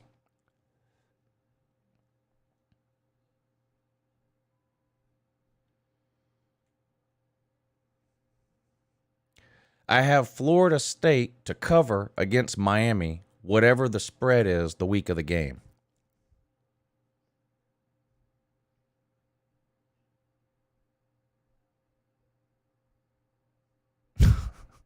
Listen to this one. I've got Colorado State plus 28 against Michigan. So Colorado State either has to beat Michigan or lose by less than 28. This is a giant stack of L's I'm toting here. Remember, none of these were my idea. This was that show I did where I said I'd take any bet that someone made. And I didn't think this many people were going to do it.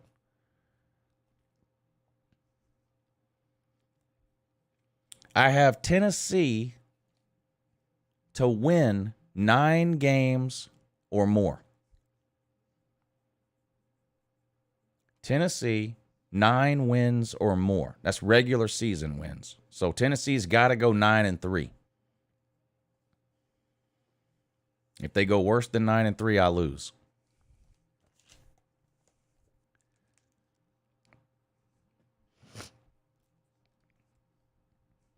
I've got Ohio State minus 14.5 to Notre Dame. So Ohio State's got to win by more than 14.5 against Notre Dame. I might win that one.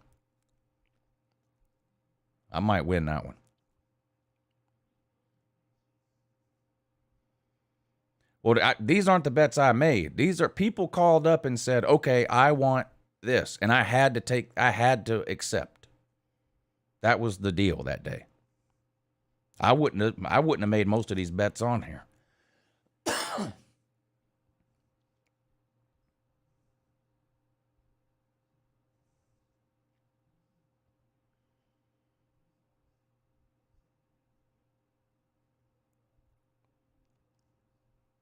I think this is Arkansas versus Cincinnati. I've got Cincinnati plus 7.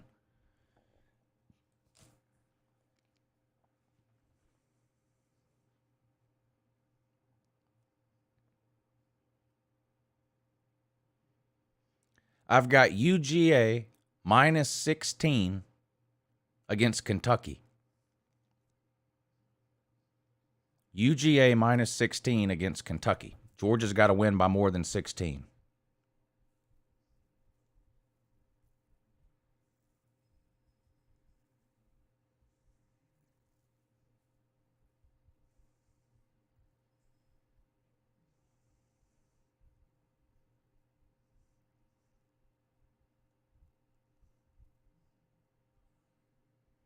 Oh, God. This is horrible. I've got Florida State plus 3 against LSU. God. How is that line only 3 points? I've got Florida State plus 3 against LSU. God, that's horrible.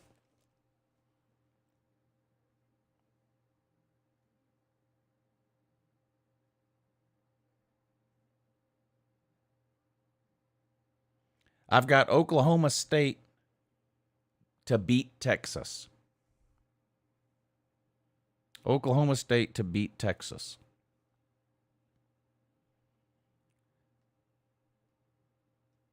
I've got Cincinnati. I already said that one. Cincinnati +7 against Arkansas. These are awful.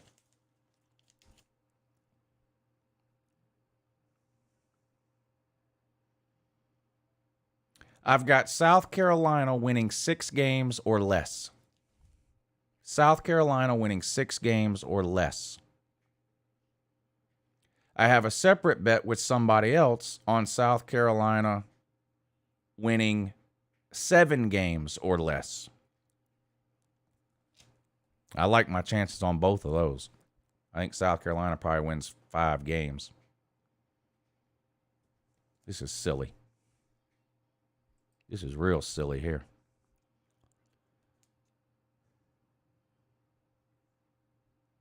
I've got Florida State winning 7 games or less. Florida State winning 7 games or less.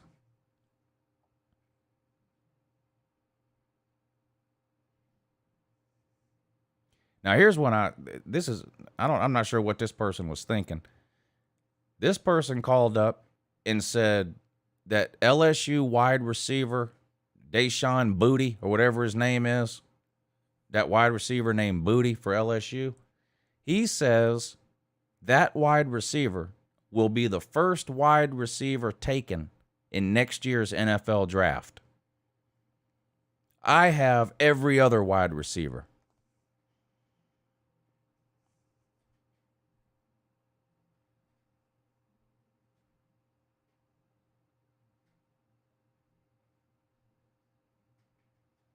Texas versus Alabama, I've got Alabama -15. So they got to win by more than 15.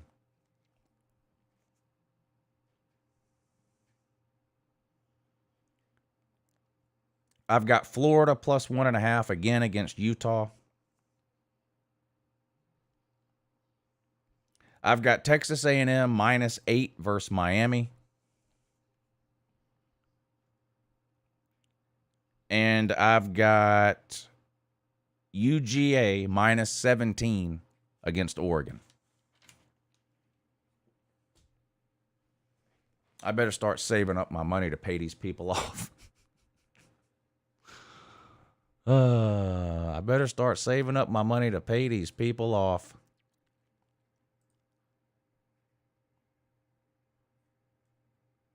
Yeah, I don't think I'll ever do that again. I don't think I'll ever do that again. Good morning. You're on with Uncle Lou. What's up, Lou? Hey, Nate. What's up, buddy? What's up? Yeah, I wouldn't do those bets if I were you. It's too late now. I know. But who knows? It can happen. I don't know. But yeah, want to talk some college football, yeah. I heard never mind, I didn't really hear anything. But I think Nebraska can. A lot of people are, or some people are down. Nebraska will go 9-3, but I think they'll improve than last year, like you said, like in the prediction video. But my prediction is like 7-5 or something like that. But did I do Nebraska already? I think you did. What I have them? What did I have them at? Like 8-4, 9-3, or something like that. Let me look. I might be wrong. I don't know. But Nebraska. I think you did. No, I didn't do Nebraska. Oh, okay. Well, I thought you did, but whatever. Well, that's my early prediction, 7-5 from me. But I thought you said like 9-3 or something, or 8-4 for them. I don't know. I haven't done the prediction yet, so I don't know. Oh, okay. Well, I just gotta wait till I see when Nebraska improves their whole team. I think they'll improve. In all honesty. Well, it's not hard to improve when you're winning 3 games a year. Right. Yeah. So last year was a kick in the boot They need to at least or- double that, period, or Scott Frost needs to be out of a job. I would, if I were the athletic director for Nebraska, I would kick them out. Yeah, me too. I'd have fired him last year. I would have too. Yeah, whatever. But yeah, hopefully, and I know I'm not a two-teamer anymore. I used to. But I still respect as Nebraska as a team. But I'm hoping that they can improve. So, but if they don't, Scott Frost, you're out of the job if you don't. But Lou, you have a good morning, and have a good night. All right, thanks for coming on, Nate. Lou, if you're so confident about the Keyshawn Booty bet, do you care to double the bet? Yeah. I mean, I will take every wide receiver that enters the draft, and you can have Keyshawn Booty. So I don't even know what we bet. What'd we bet?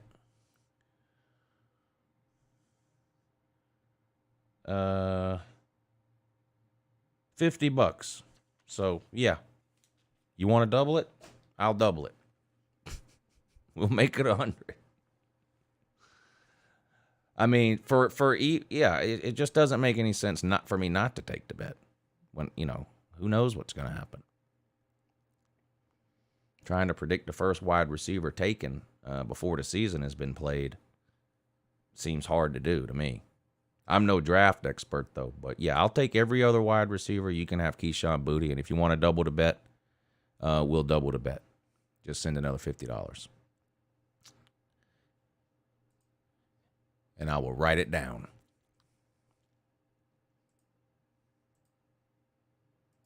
Good morning. You're on with Uncle Lou.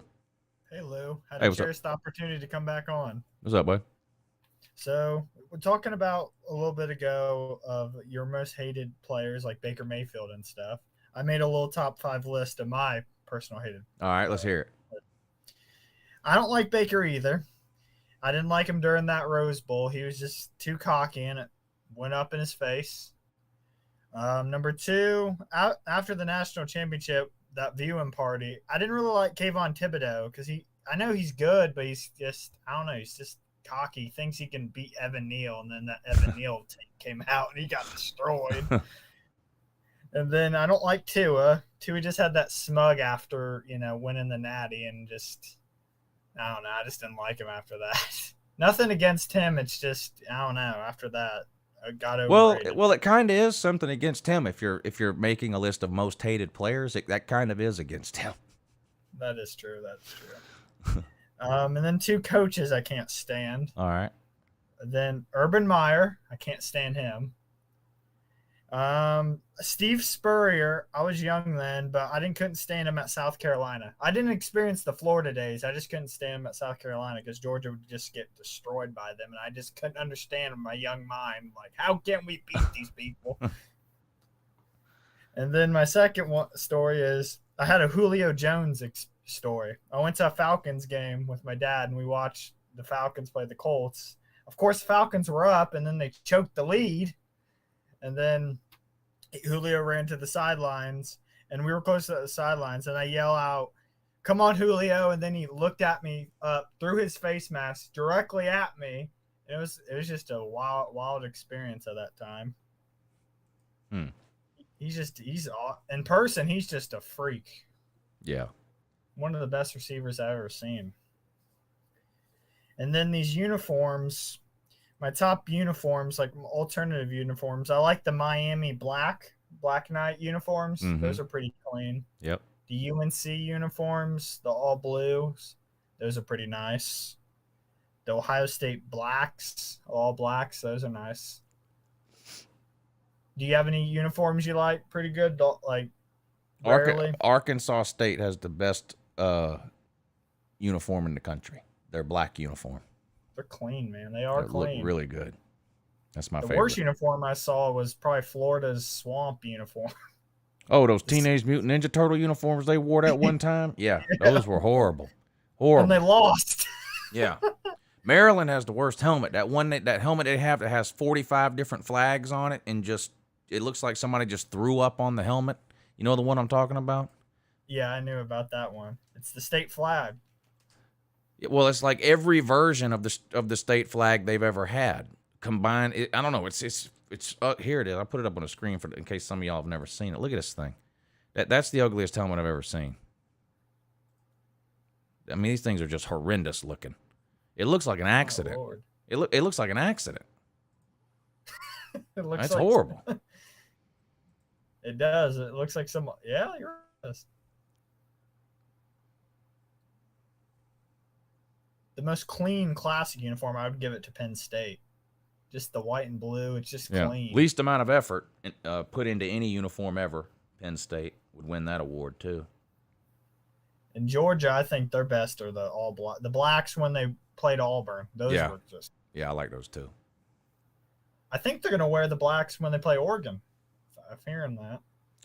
I don't know. We'll see. I think they should wear them at least once every couple of years. I don't know why Kirby has made it more of a big deal than it needs to be. It should just every player that plays at UGA should be able to wear the black uniform one time. So you need to wear them at least once every 3 years. And I don't get those icy white uniforms. Those are just a fashion show. Yeah. It's like Those were. I could do without those. Imagine Alabama. You know, they copy our light show. Imagine if they copied our all black jerseys. I don't see Bama doing that anytime soon. Not while Saban's there. That's I can't see them doing anything like that under Nick Saban. Arkansas got some. I like their new uniforms with the Adidas. I like those. Yeah. I didn't really like the Nike uniforms. I like their old school uniforms. Yeah. Arkansas. Then LSU, I like those ones. Oh, they wore the year before they won the Natty. They wore these like uniforms. They had like white and then they had like purple in the center and had some gold in there.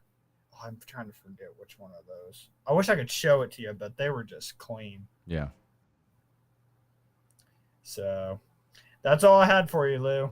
All right, buddy. Come on. I appreciate you coming on. Good morning. You're on with Uncle Lou. Hey, Uncle Lou. What's up, bud? What bowl games do you think Texas will make it if they make one?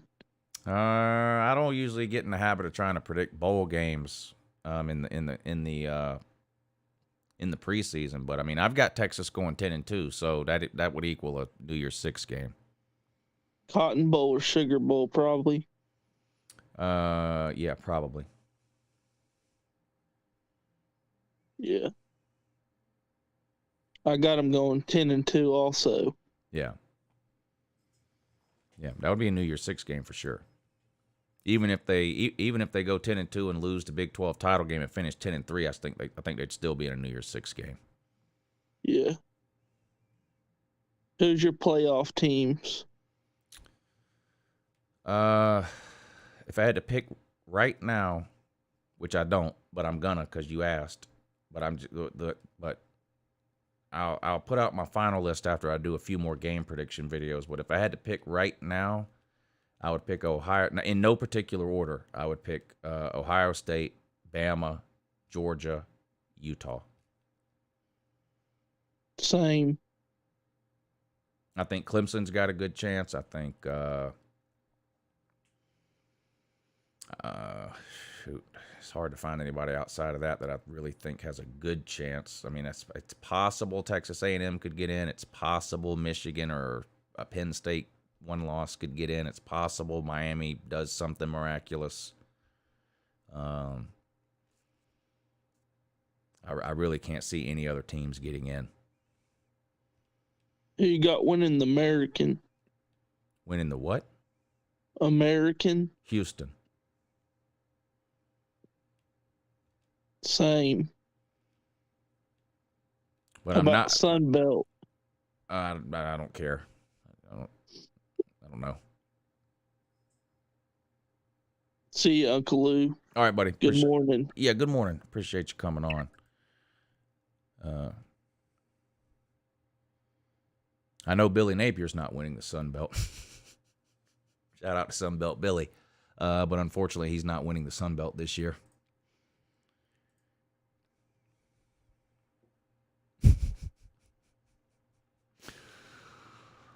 Ay. Ethan, thank you for the super chat. He says Georgia Tech over under 2.5 wins. Give me the under. Let's see.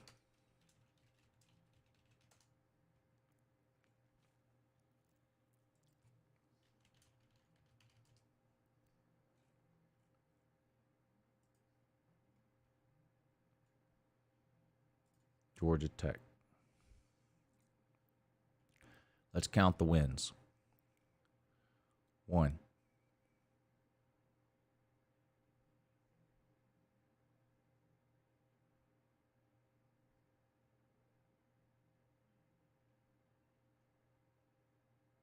Golly, they might really only win 2. Can they beat Central Florida or Duke? They might only win 1. Who are they beating? They're not beating Clemson. They're not beating Ole Miss. They're not beating Pitt. They're not beating Miami, North Carolina, or Georgia. I don't see them beating at Virginia Tech. I don't see them winning at Florida State. Maybe off of a bye week they get lucky against Virginia. And then maybe they beat Duke. I don't know, man. They might not win 3 games. They got to beat Duke. Boy, this could be a really bad year for Georgia Tech.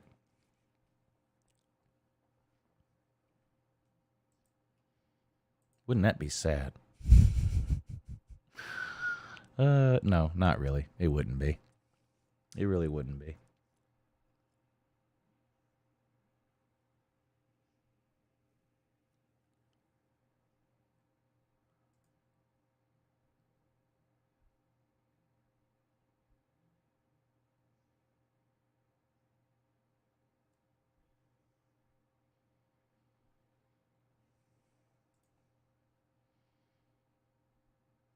Georgia losing to Tennessee. Well, put your money up, son. Don't just type about it. Be about it. Put your money up. What you want to bet on it? You don't even believe you don't even believe your own words you're typing. Georgia losing to Tennessee. You don't believe that.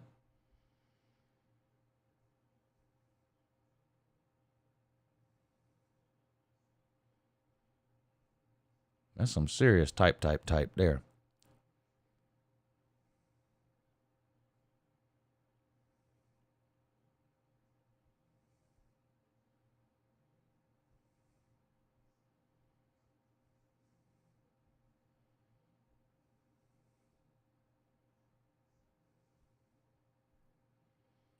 I'm sorry, but I'm not convinced that Georgia will have the best defense in the SEC now. East maybe, but maybe. Well, they definitely have the best defense in the East. Bama probably has a better defense overall. But Georgia's definitely got the best defense in the East.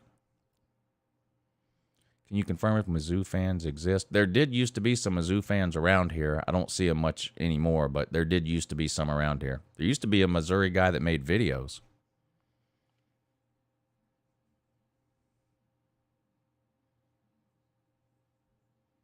Georgia isn't winning more than 10 games. That would be 11 games. I'll take that bet too.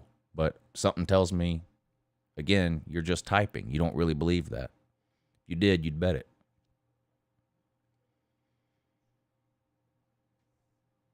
I'll take Georgia over 10 wins. Send the money in. I'll write it down. Florida 9-3. I'll take that bet too. I'll take under 9 wins. Send the money in. Send the money in. I'll take Florida under 9 wins. People are typing a lot of things that they don't actually believe.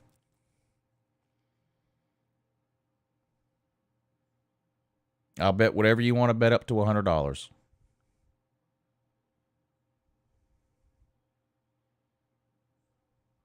But you got to send it in to the PayPal or the Cash App now. I don't bet strangers in the comment section and then you lose and I never see you again. All those bets I just read off, every one of those people have already sent the money in.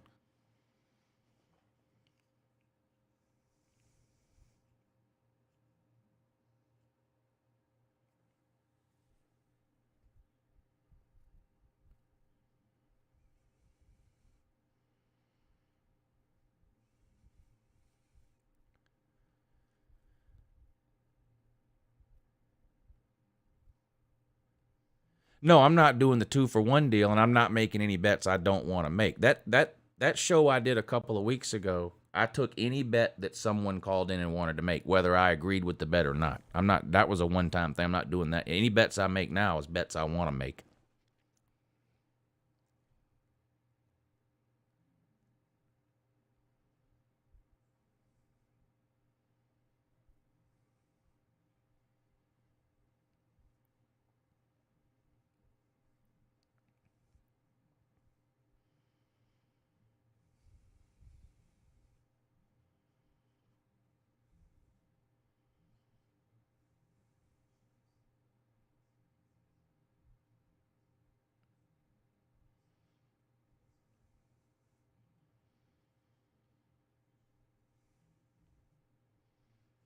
Ole Miss 9-3. That's possible.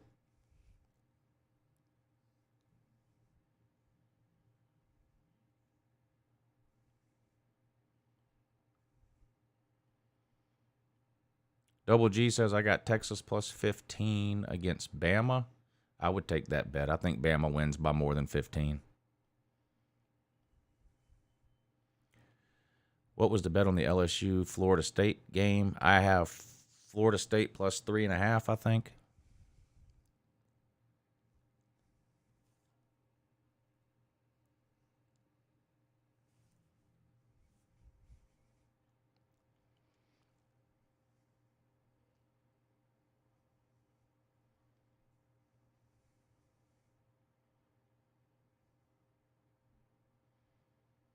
The national championship will probably be Alabama versus Florida. Yeah, okay, that's definitely the dumbest comment of the day.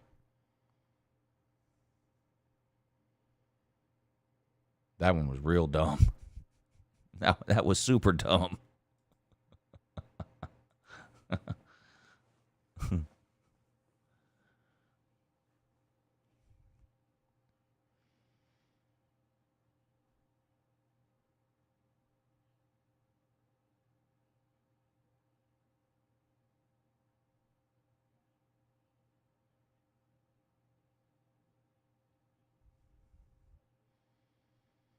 Last year, Georgia, and 2019 LSU, who wins? Probably 2019 LSU.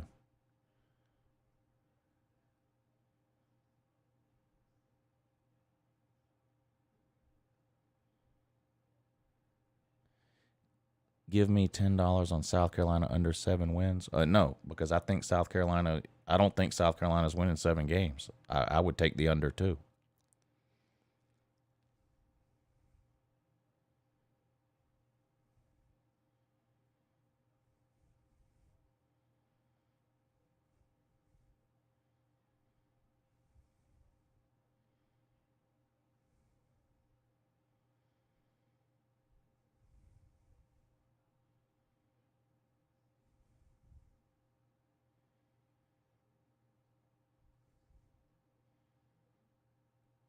You think UConn wins against Utah State week 0? No.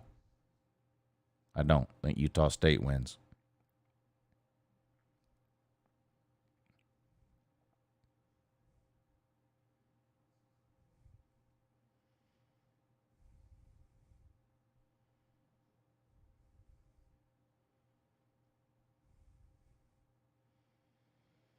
Oregon, a trap game? No. I don't think you know what the definition of a trap game is. A week 1 game against a top 15 team is not a trap game when you're playing a group of 5 team the following week. I don't think you understand what the definition of a trap game is.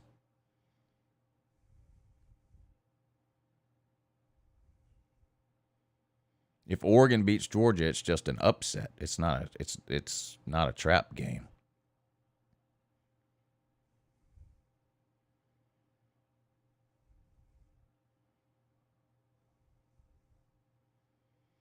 When will the Hawaii Warriors be back? Never. When was the last time Vanderbilt was relevant? When James Franklin was there.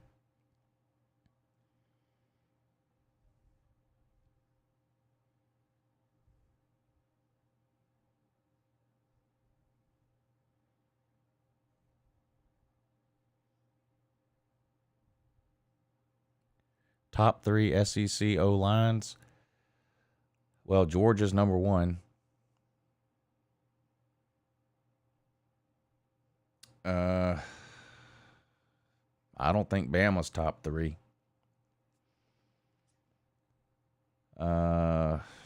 Shoot.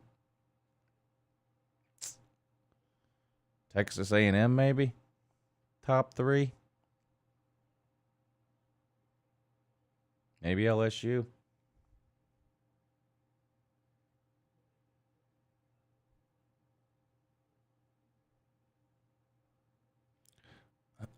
What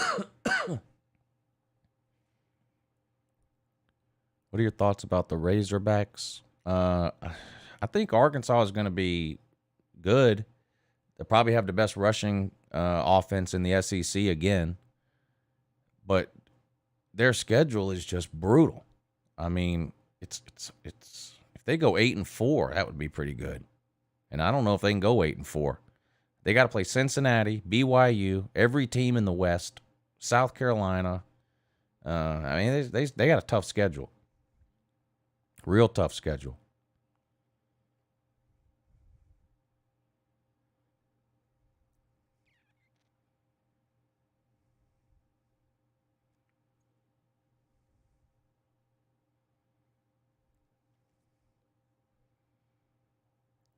You have Arkansas going 10-2. Wow, that might be the most optimistic Arkansas prediction I've ever seen.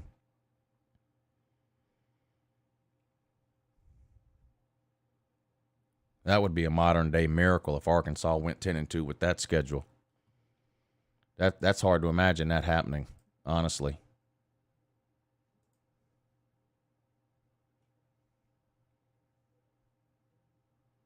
Shane, I got you. Let me write it down so I don't forget to do it later. Let me write it down now so I don't forget to do it later.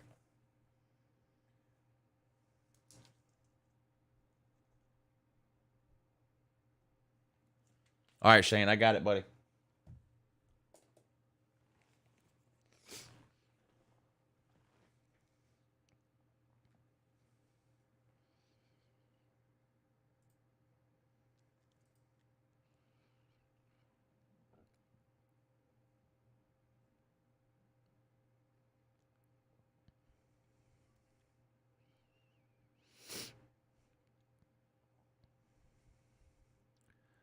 Who do you think is going to be Auburn's quarterback? Calzada. I think it'll be Calzada. Top 5 running backs. Well, Bijan Robinson, Tank Bigsby, Travion Henderson, Deuce Vaughn.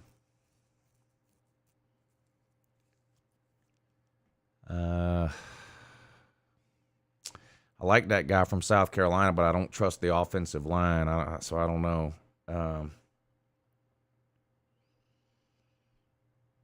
I like Jahmyr Gibbs too, but I'm not sure he's going to get enough carries.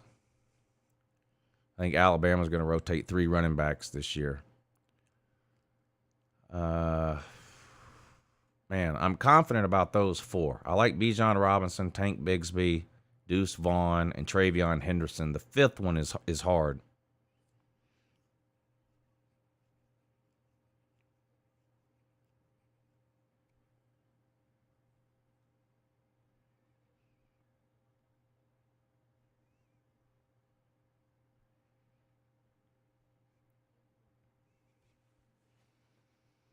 Blake Corum, he's the running back for Michigan, right? I liked him in the spring game. I know it's just a spring game, but he did look good. A-Chain is another one. A-Chain is another one that's really, really good. Really good. He could end up being top 5 for real. That's a good point. He's really good. He's never really been their primary running back, though, so we'll see how he handles that this year. But when he's played really well.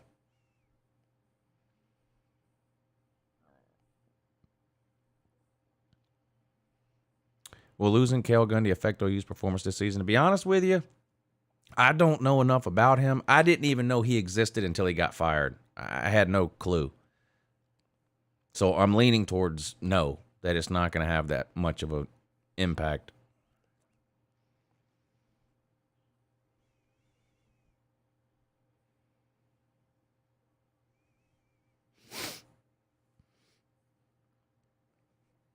Arkansas schedule doesn't look that hard.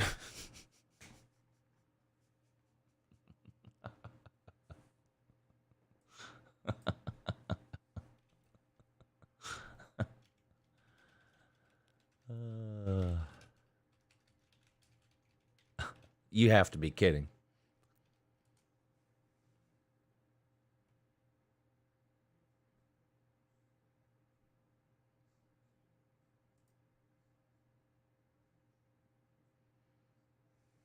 Let's see.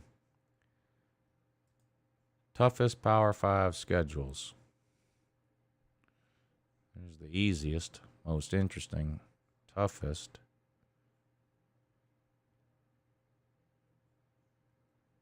Toughest road schedule, easiest home schedule. What is this?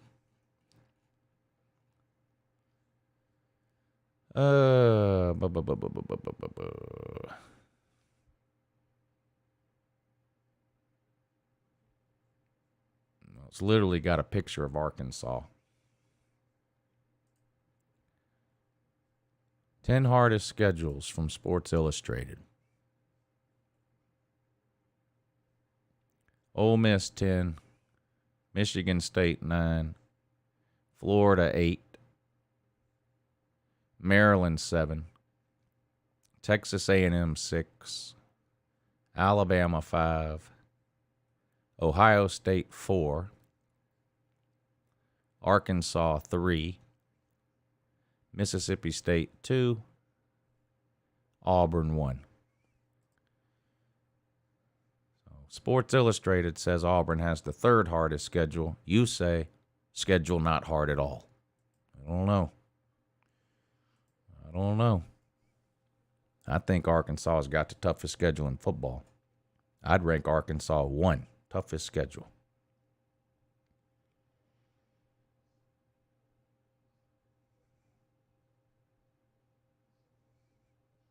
Ohio State versus Notre Dame is going to be a hell of a game. I think Ohio State will pull away in that one.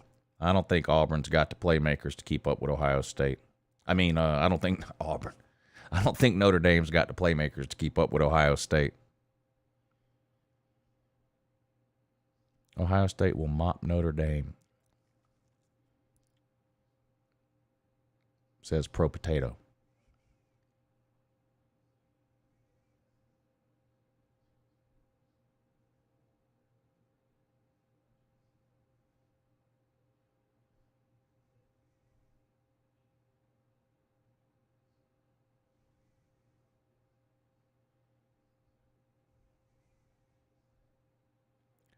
I firmly believe Notre Dame's is tougher. Tougher than Arkansas?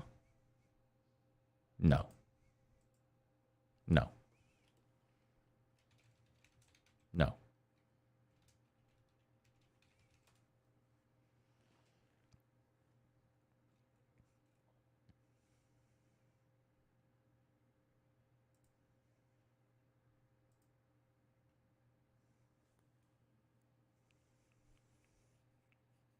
No.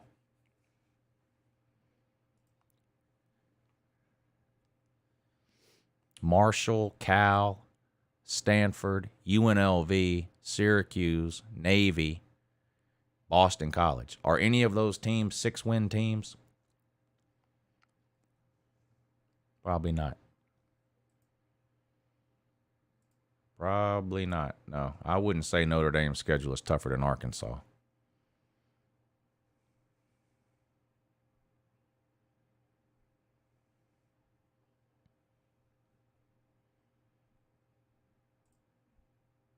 I would disagree with that wholeheartedly.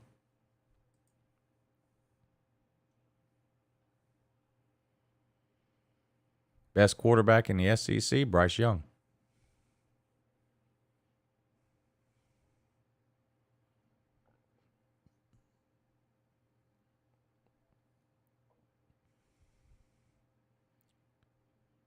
Does playing South Carolina away worry you this year? No, doesn't.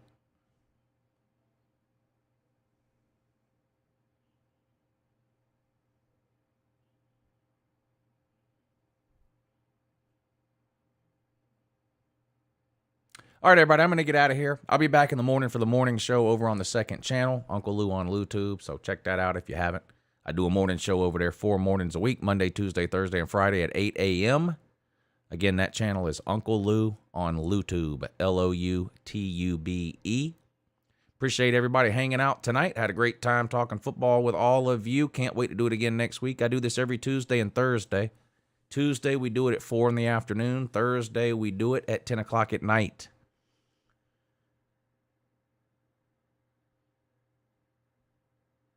Couple of weeks away from football season.